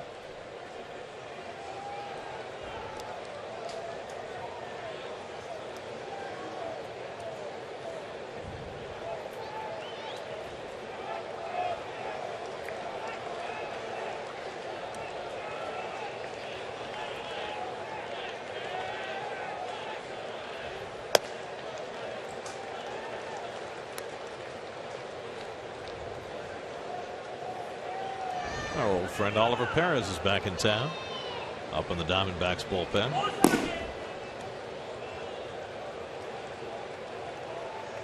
Ollie's been on a roll lately.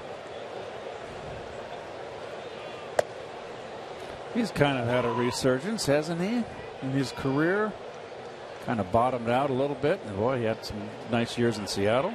He was reinvented as a situational left-hander after being a starter his entire career. And he's enjoyed success with it. Got off to a rough start this year, but much better lately. There goes Lagares. Double clutch. And the throw is too late. Castillo had trouble getting it out of his glove, and Lagares has his 6th stolen base of the year. He might have had a chance to throw him out if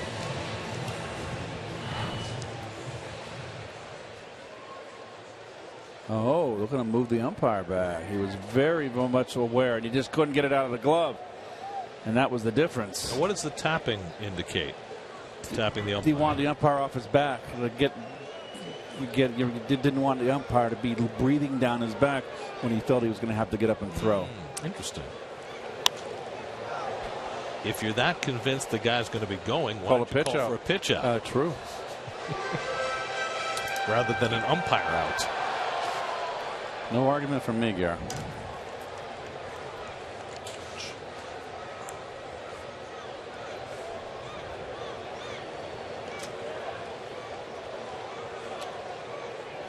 One and two to Granderson. Taken inside, 2-2. There's the umpire before. And you see he backs up a step and moves to the middle. He would have had him if he didn't double clutch. Good time to try to steal a base by Lagares here. So let me try to understand this as Granderson pops one up. And Ahmed calling all the way. That's the first out of the inning.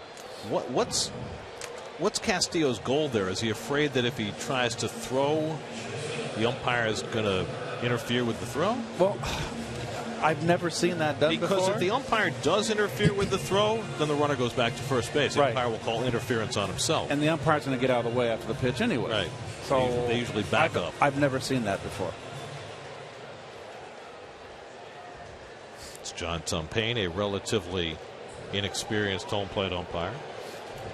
Granderson failed to advance the runner with nobody out.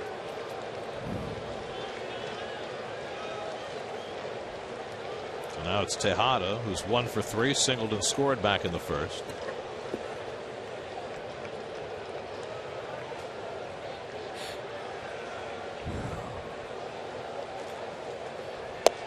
And the slider off the plate from Hernandez.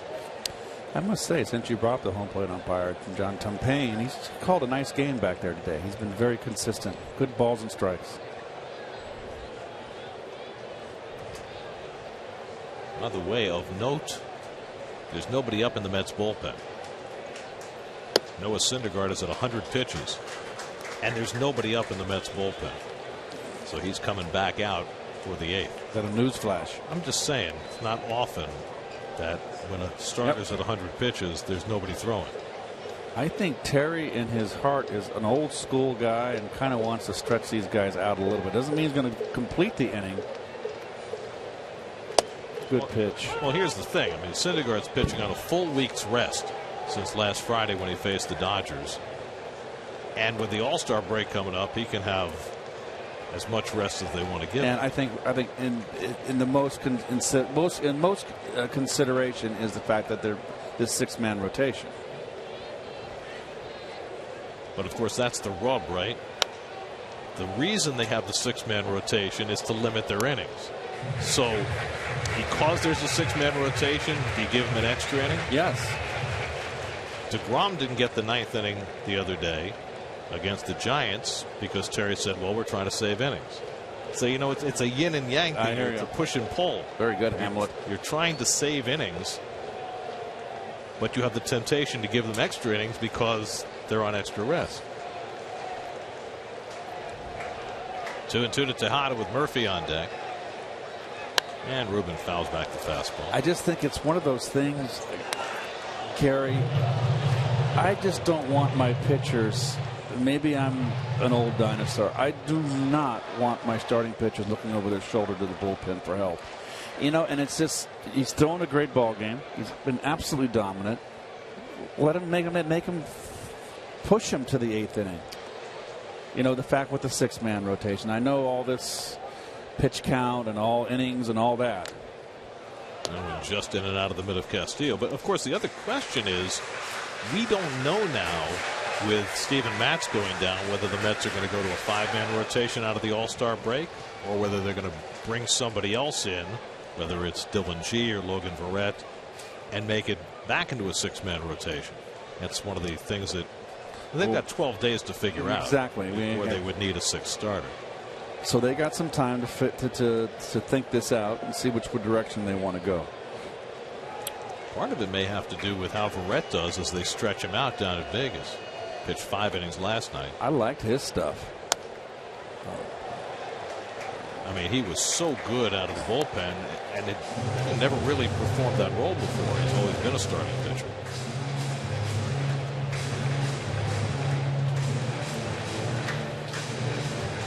It's the best online source for Mets information with a constant flow of Mets news and opinion featuring game breakdowns, special features, and player profiles. Mets blog, presented by Citi, part of the SNY.TV blog network. You know, somebody asked Sandy Alderson today at the press conference, since they knew about Matz and that he had something going on, whether they sent Verrett down because of Matz, and he said no, the two weren't connected, but the timing might turn out to be fortuitous. So Henry Mejia up in the bullpen still has not made his debut since coming back from the 80-game suspension. It was just a numbers game with Mejia coming back.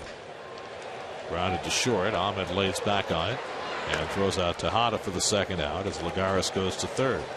I mean, Mejia gets activated. Who are you going to send down? And I mean, it's basically Verrett had options. Well, and he pitched great. It might turn out to be the best thing that could have happened for the Mets as Chip Hell takes the ball. He's going to bring in Ollie Perez to face Daniel Murphy, and Met fans will get to say hello to Ollie once again. Pitching change brought to you by Empire City. 4-1 Mets in the 7th. We'll be right back.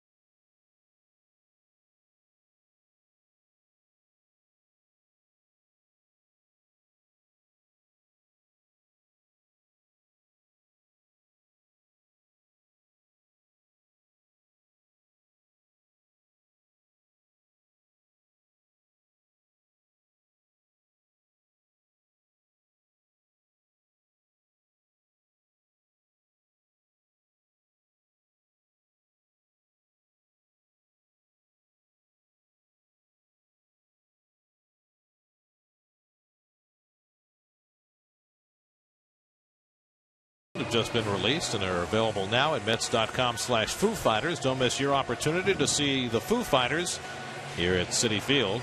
Go to Mets.com/Foo Fighters. Well, Oliver Perez has not been a Met for 5 years, and he still draws a reaction from Met fans when he comes into a game. Well, he had his best year as a New York Met in 2007, where he went 15-10 in 29 starts. The side armor has now become a left-handed specialist out of the bullpen. Found new life to his career. What did you say, 33 years old again? 33, almost 34 now. He's allowed no runs 11 of his last 12 outings. He comes in here with Lagares at 3rd and 2 out to face Murphy. Murphy's 1 for 3 at a base hit to left field his last time up. And the slider misses away for ball 1.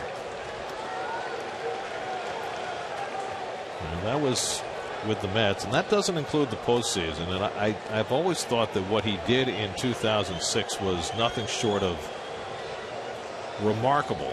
He only made 7 starts that season for the Mets after they got him from the Pirates, and was not even on the radar going into the postseason. But because the Mets had so many pitching injuries, Orlando Hernandez went down, Pedro Martinez went down, Steve Traxel imploded early in that series. Ollie wound up starting Game 4 and Game 7 and really acquitted himself nicely. Lagares faking down the line from 3rd, trying to draw a balk, but Ollie calmly steps off. Big hole between third base and shortstop. Ahmed up the middle. I do not like that positioning.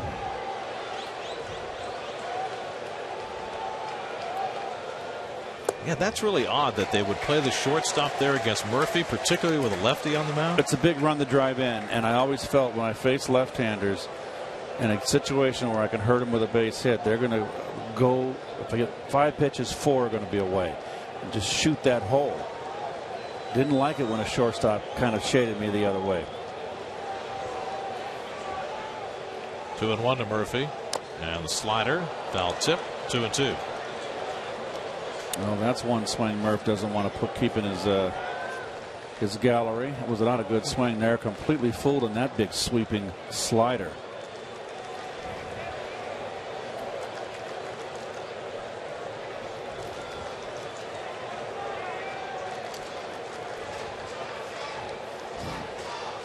Two. He lays off that slider. 3-2. You got Flores on deck. Duda behind him. Diamondbacks have a right-hander up in the bullpen. Everything away to Daniel. All 5 pitches. Luke is very clean shaven today too. Very close shave. His 3-run homer wasn't a close shave.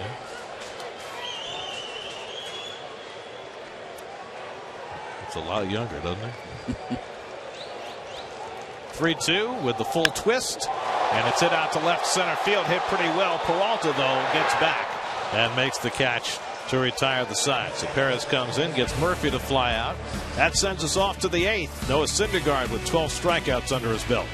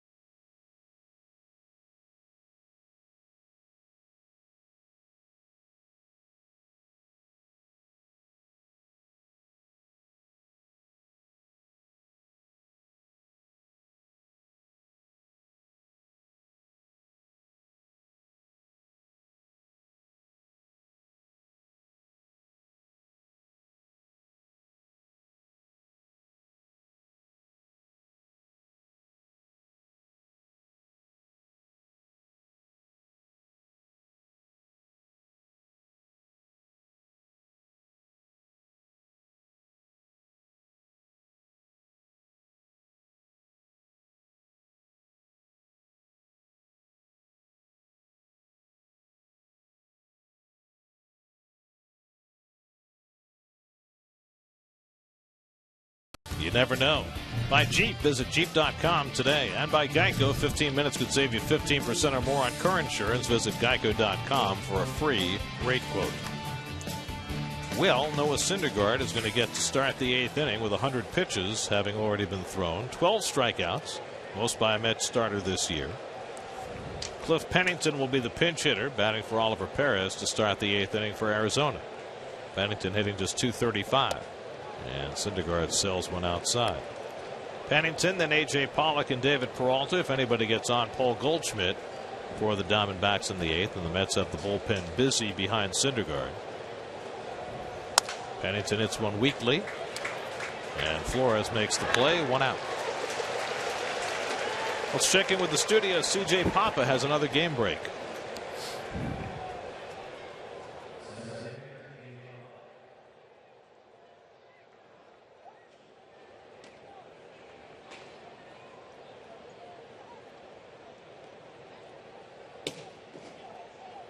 Aroldis Chapman came in to save it. A combined 4-hitter for Leake and Chapman. Jay Bruce homered for the only run. Reds win 1-0.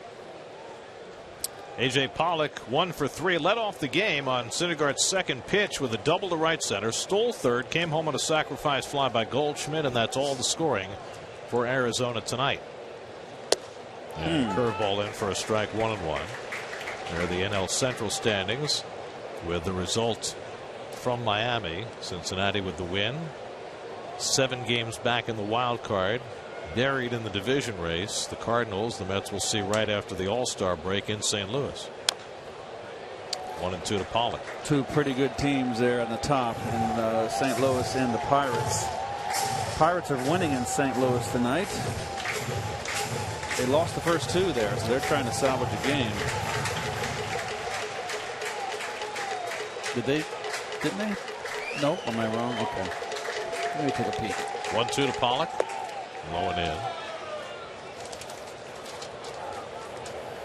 Cardinals won the first game of the series. Right, 4-1.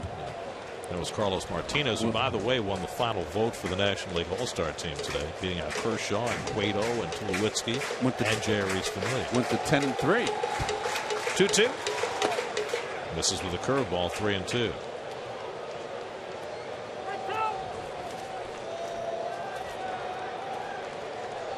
Syndergaard trying to go 8 innings. He's done that once against Cincinnati. A couple of starts back. 3-2 coming to Pollock. And a curveball, and it's just off the plate for ball 4. Close pitch. John Tumpain said no. And that's the second walk of the night for Syndergaard. Only his second walk and just missed. Good eye by Pollock there. So Syndergaard at 108 pitches. His career high is 109. He did that against Toronto. This is a huge batter here. Peralta at the plate. If he gets on, then Goldschmidt would come up as the tying run. Peralta 1 for 3 tonight. And takes a fastball for a strike. Peralta got a double down the left field line back in the 3rd inning on a pitch away. So we'll see how Syndergaard opts. He led him off the fastball away to get ahead. Pollock at first and 1 out. After Syndergaard had retired 9 in a row. And the changeup off the plate. 1-1. Syndergaard with 12 strikeouts tonight. First Mets pitcher since Dwight Gooden to strike out 12 in a game before his 23rd birthday.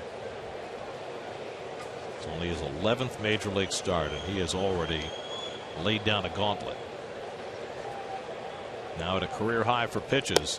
And he misses inside to Peralta, 2-1. Still bringing it.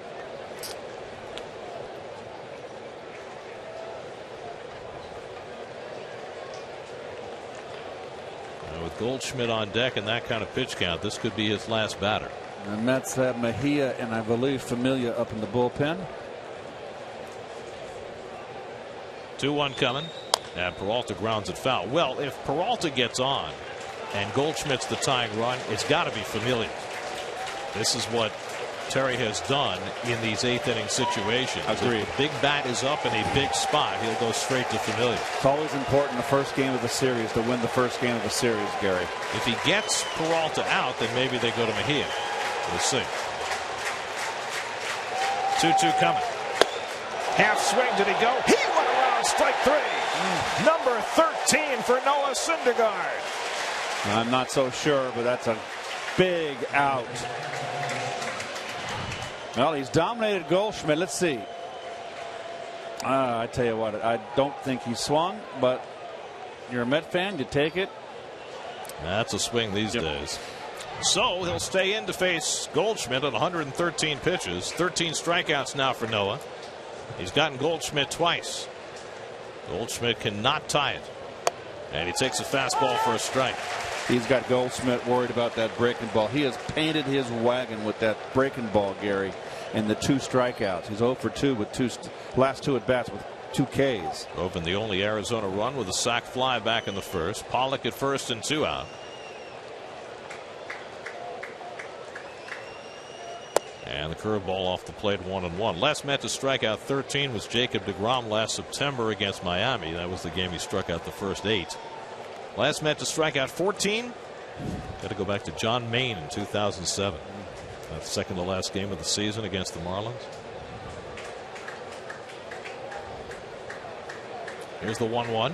And Goldschmidt pops it up. This should stay in play. Plawecki near the screen. Got it. Side retired. Bravo. What an effort for Noah Syndergaard. 116 pitches, 13 strikeouts, and a standing ovation. Bravo.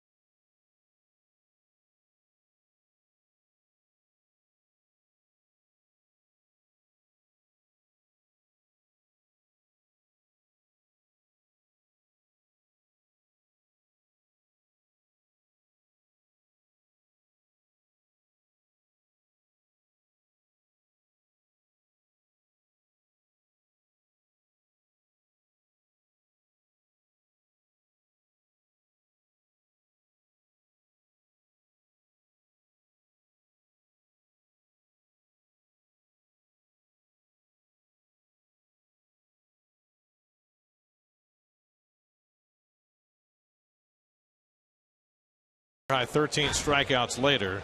He got nothing but high fives and handshakes when he came in after that 8th inning. That's just dominant, powerful stuff. Why in the world would you want to trade that arm? Holy cow. I feel like Harry Carey. Wilmer Flores leads off in the home 8th against Josh Colmenter, the former starter, now turned reliever for the Diamondbacks. Flores 1 for 2 and a walk today. Mets scored all of their runs in the first inning tonight against Chase Anderson. 2 on and 2 out, due to hit a 3-run homer. Kadire followed with a home run, and that's been enough with Syndergaard pitching. Well, Colmenter has been in the bullpen ever since his last start, which was against the Mets, where he got roughed up. He has pitched well out of the pen for this ball club since then. He gave up 4 home runs against the Mets in 6 innings in that last start on June 7th, which is why he got pulled from the rotation. Duda and Kadire to follow. And the breaking ball fouled off. 1-2 to Flores.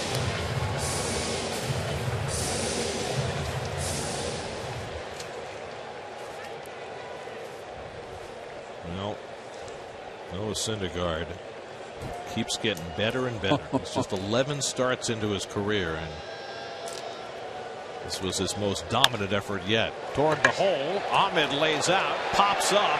His throw is offline, and Flores is safe at first. Infield hit for Wilmer Flores, his second hit of the night. Nice play by Ahmed, but you're going to get up. You got no chance from the outfield to throw anybody out.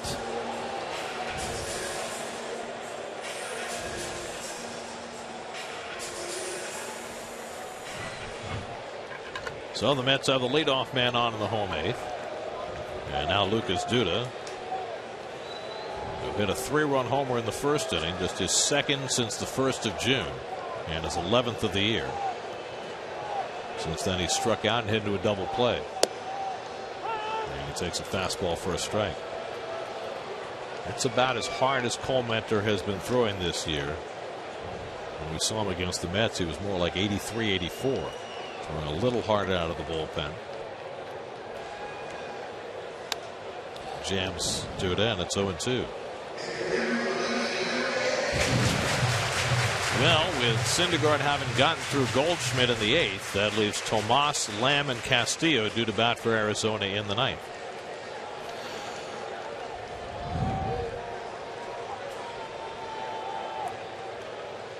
Presumably against Jeurys Familia. I would think so. Unless the Mets put some more runs on the board. In which case, maybe you go in a different direction and save Familia for long.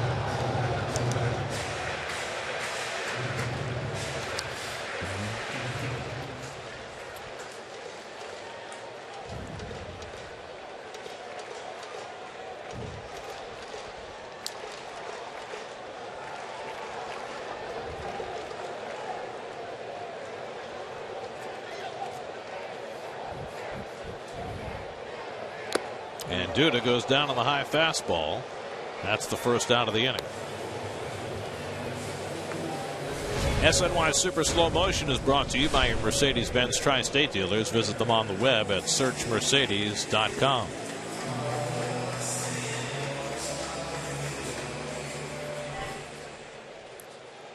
Now it's Michael Kadire back in the lineup tonight. Bad knee and all. Hit a home run back in the first inning, his 7th of the year and his first in 5 weeks.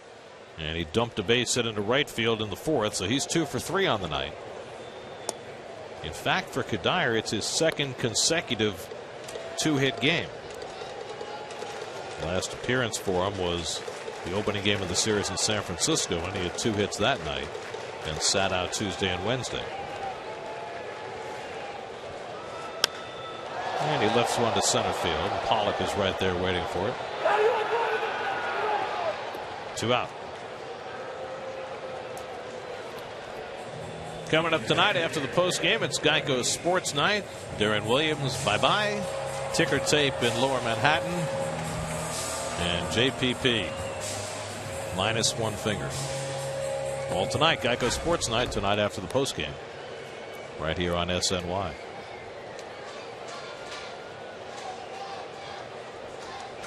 Well, Kevin Plawecki has been an unlucky hitter tonight. His last 2 at-bats, he's lined out. Lined into a double play in the 4th, lined out to the second baseman in the 6th, but he continues to swing the bat well.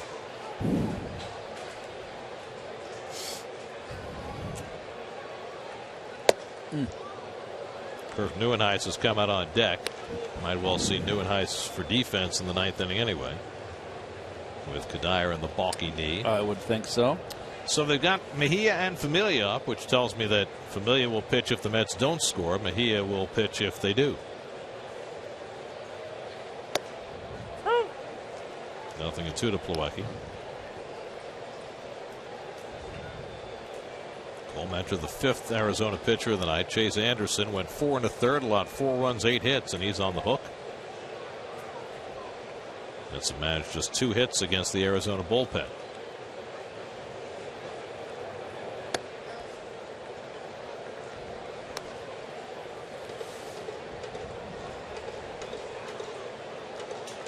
Whether he starts or relieves, he still has that funky over-the-top delivery. He does, and his career has been one of starting and relieving back and forth.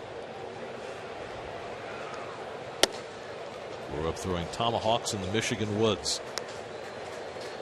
Thus that straight over-the-top delivery, like he's throwing a tomahawk. Should have pitched for the Braves. He should have been back in the 1800s.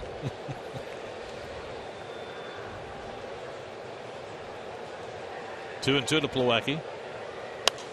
And he fouls it off. I mean, if he was pitching for the Braves on days he didn't pitch, he could lead the fans in the tomahawk chop. He could. Or you can do it when he was warming up, because it's very like that. It would get the fans into it. But unfortunately, he's a Diamondback. I don't think Rattlers throw tomahawks. No, they don't have arms.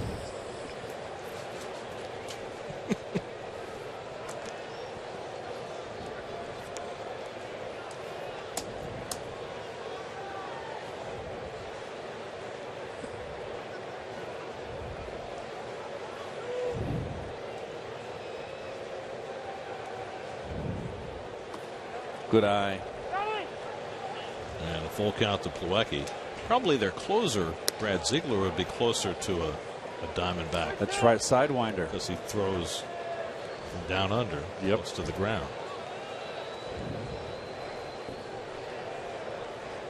Ziegler having a terrific year as the closer since he took over for the deposed Addison Reed. Flores will take off, 3-2 and 2 out. And Plawecki takes it high, ball 4. So after Colementor got ahead 2 strikes, he loses Plawecki, and the Mets have 2 men on. And now Kirk Neuenhuis will pinch hit. So Neuenhuis batting for Syndergaard, whose night officially comes to an end with 13 strikeouts over 8 innings. Mike Harkey, the Diamondbacks pitching coach, will go to the mound to talk to Colementor. You must have faced Mike in your career. I don't recall. Did he come up too late with the Cubs? I think he came up too late. Let's look at the book.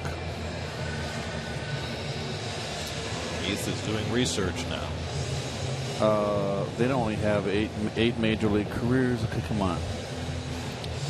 Playing career. How's it going?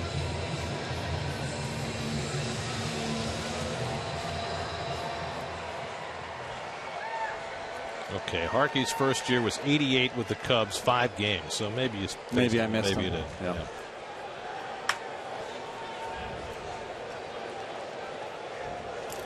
Anyway, we're back. Neuenhuis pinch hitting. Rejoined the team in San Francisco. Got a couple of starts there. Had a big hit in the Mets victory in the first game of that series. Takes a strike after a long and winding road that took him from the Mets to the Angels, back to Las Vegas, and back in a Mets uniform. Clean shaven. It's a trend. You know, the first guy I think who shaved for success on this team was Matt Harvey. That's right. It was Kirk earlier this year. We've confirmed now that you never faced Mike Harkey. Good. I didn't think so. Because you usually remember these things. Yep. Inside to Neuenhuis, 2-1.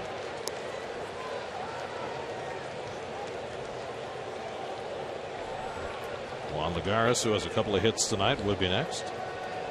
Mets have 10 hits in all. I'd like a little bit more insurance here in the 8th inning. 3-1 now to Neuenhuis.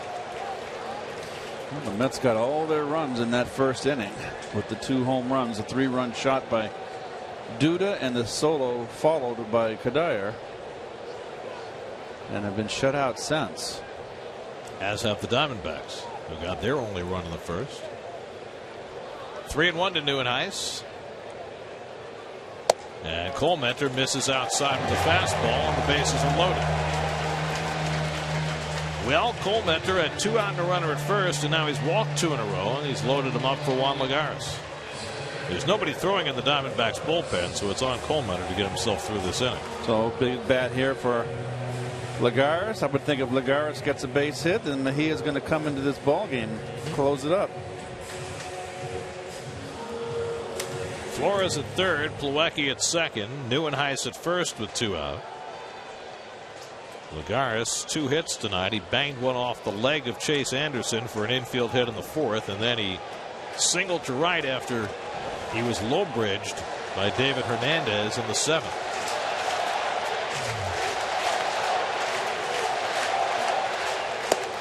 Just a warm up for his bobblehead day tomorrow.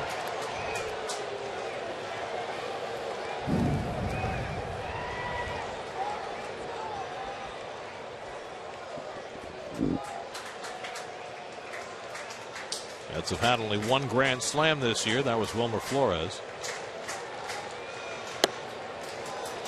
Ball and a strike to Lagares. Struggle for Colementor. Jeez. Seems this whole season has been a struggle for him. Lagares 5 for 10 against Colementor in his career. And he rifles one to left field, but Peralta gets over and makes the catch to end the inning. Mets strand 3 in the bottom of the 8th. Now Familia will come on for the save as we go to the 9th, with the Mets leading the Diamondbacks 4-1.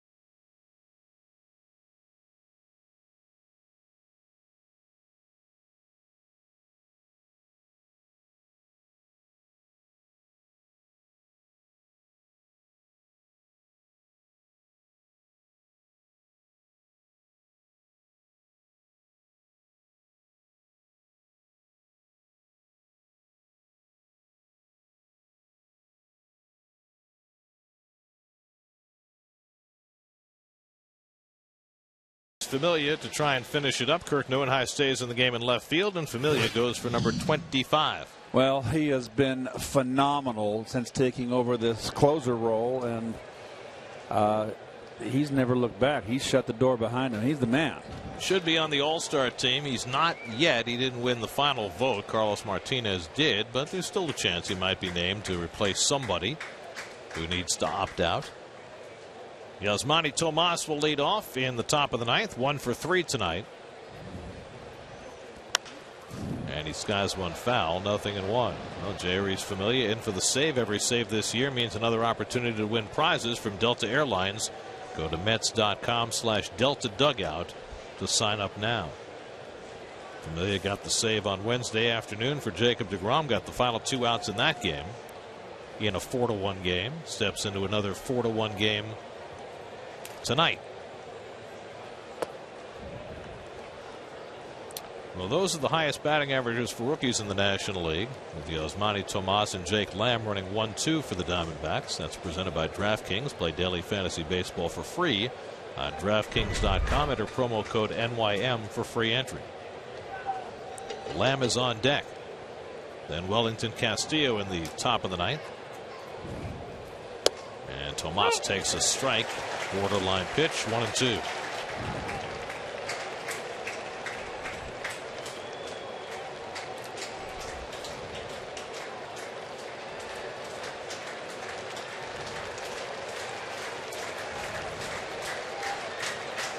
One and two to Tomas.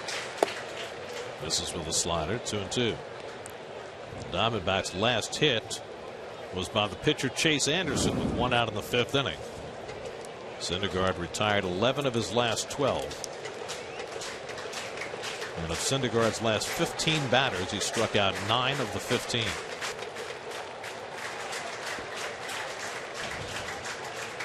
Two. Off the corner, 99 miles an hour, 3-2. Overthrew that one a little bit. Well, the Diamondbacks need base runners any way they can get them. Tomas doesn't walk much, only 13 walks this season. But he's got to be looking to get on any way he can. 3-2 from Familia. Laced to right field down the line, and that's a fair ball bouncing into the corner. Tomas into second base, and he's going to take a turn and try for 3. The relay by Flores to third, and Tomas is out. Oh, a terrible base running play. Down by 3 runs, tries to take an extra base, and is thrown out on a good relay by Flores. Nice deke by Murphy at third to get the tag down, and now the Diamondbacks will decide whether to challenge. And not a direct line to the base here, Gare.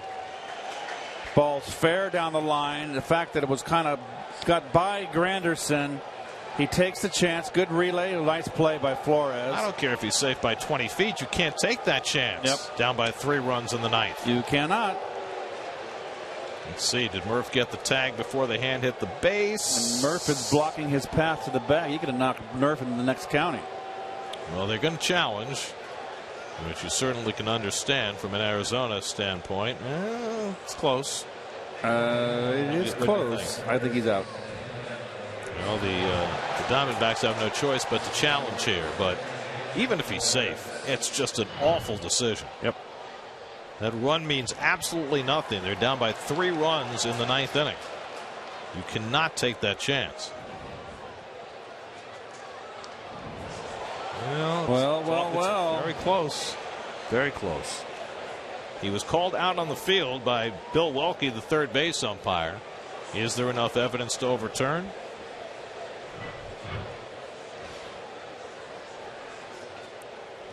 The 2 crews that are in the bunker in New York are Brian Gorman's crew and Dale Scott's crew. The play under review brought to you by Mazda. Driving matters.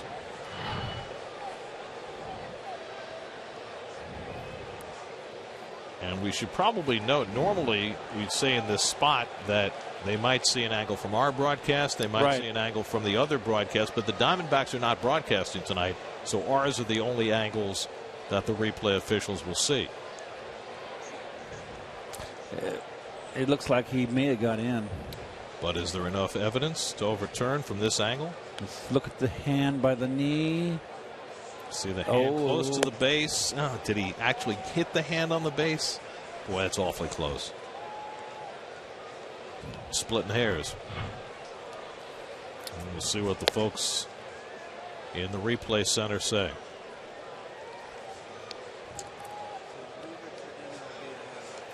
Well, the ball rattled around on Granderson, which is what gave Tomas the idea to try for it.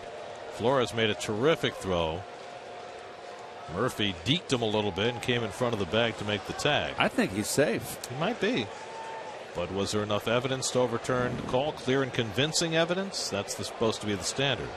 Does it look like down there those 3 umpires with 2 umpires are like an advanced unit calling in artillery?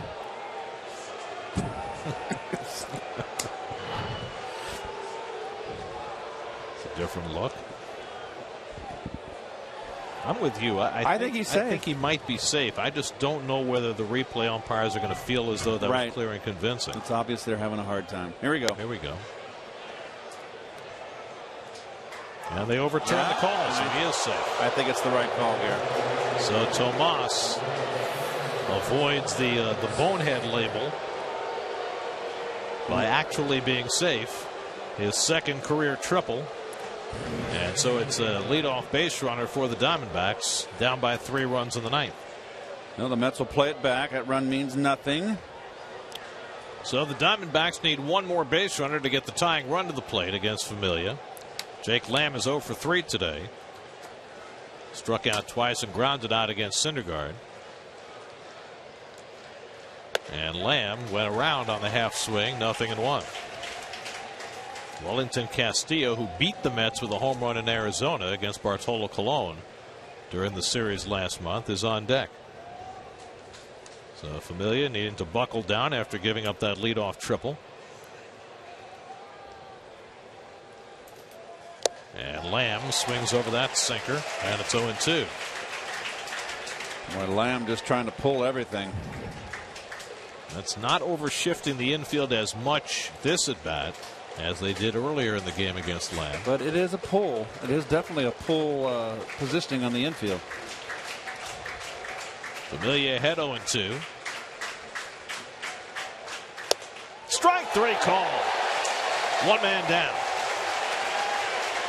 14 strikeouts for Mets pitching tonight.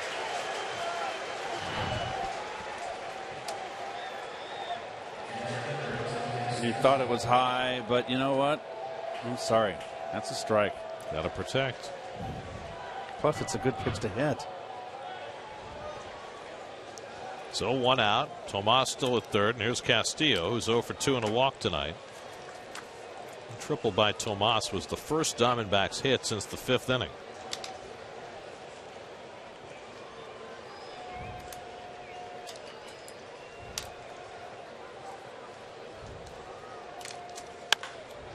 Hit hard, but foul. Oh, get out of the way. Castillo was ready for that 98-mile-an-hour fastball and nearly had himself an extra base hit. Scramble on.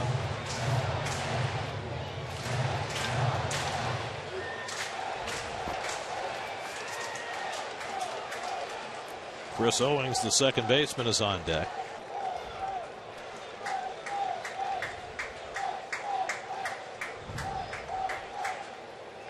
Castillo ahead of that slider, and it's 0-2. Pretty wicked little slider, little razor blade slider as they call it today. While the Orioles just tied up the Nationals 2-2. They're in the 9th. That's good news for the Mets. 0-2 to Castillo. Good stop by Plawecki, 1-2. Familia trying to save it for Noah Syndergaard, who struck out more batters than any Met this season. 13 strikeouts in 8 innings.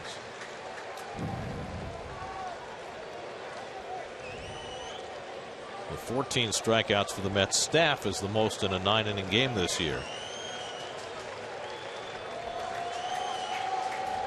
Familia ahead 1-2. Castillo just fouls that away.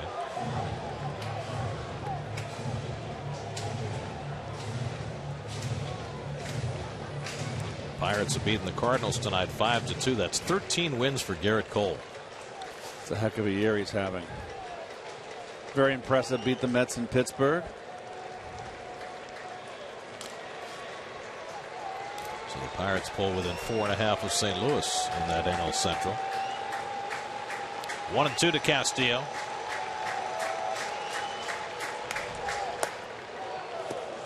Now 2-2.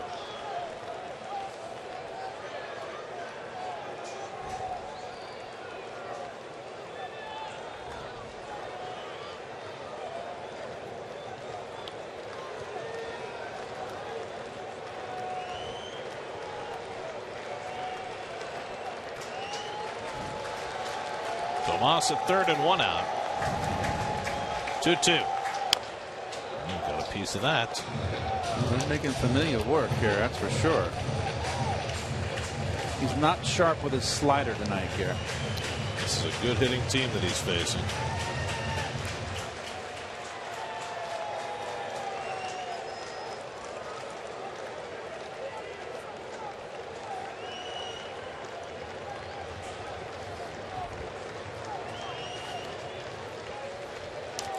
Seventh pitch of the at bat coming to Wellington Castillo. Line drive, base hit. That'll bring in a run. And more importantly, it'll bring the tying run to the plate. Tomas is in to score. And the Met lead is cut to 4-2 as Castillo drives in a run. That was a terrific at bat for Castillo. So now it gets a little more nerve-wracking for Familia. Just hasn't got the good slider and can't command it and is not throwing it for a strike. Here kind of raises his sights, a little lazy flat slider. So now Chris Owings comes to the plate as the tying run. Owings not a power hitter, 2 home runs this year. He's 0 for 3 today. Flied out and struck out twice. Nick Ahmed, the number 8 hitter, is behind him. The best power bat they have on the bench is Aaron Hill, who's a right-hand batter. They've also got Jared Saltalamacchia, who can hit a home run from the left side. And Owings takes the sinker low for ball 1. Murph in at the corner. I can see guarding the line. Would like to see him move back with the pitch. No doubles. It's interesting because the Mets have not been a team under Terry Collins that it really is a stickler to guarding the line late in the ball game.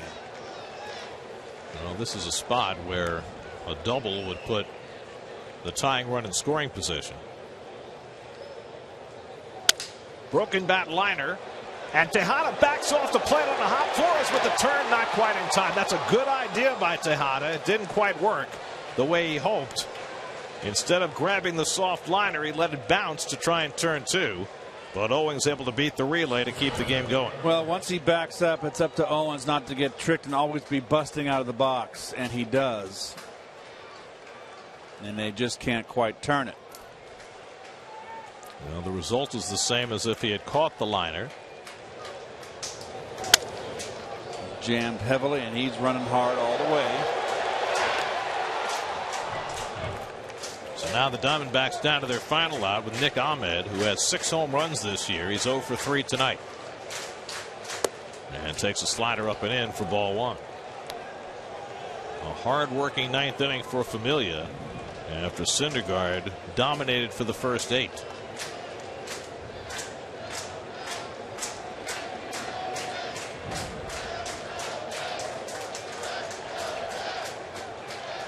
And Ahmed breaks his bat, and Familia drops the ball, but Murphy's there. Ahmed didn't run, and the ball game is over. Ahmed did not run.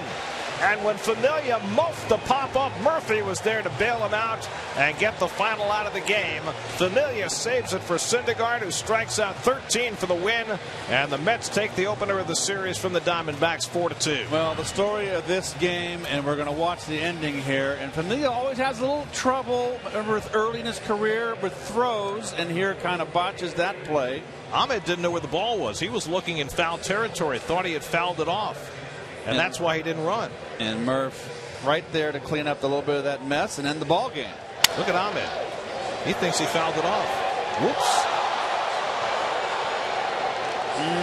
So some really questionable base running for the Diamondbacks in that ninth. First, Tomas got away with one.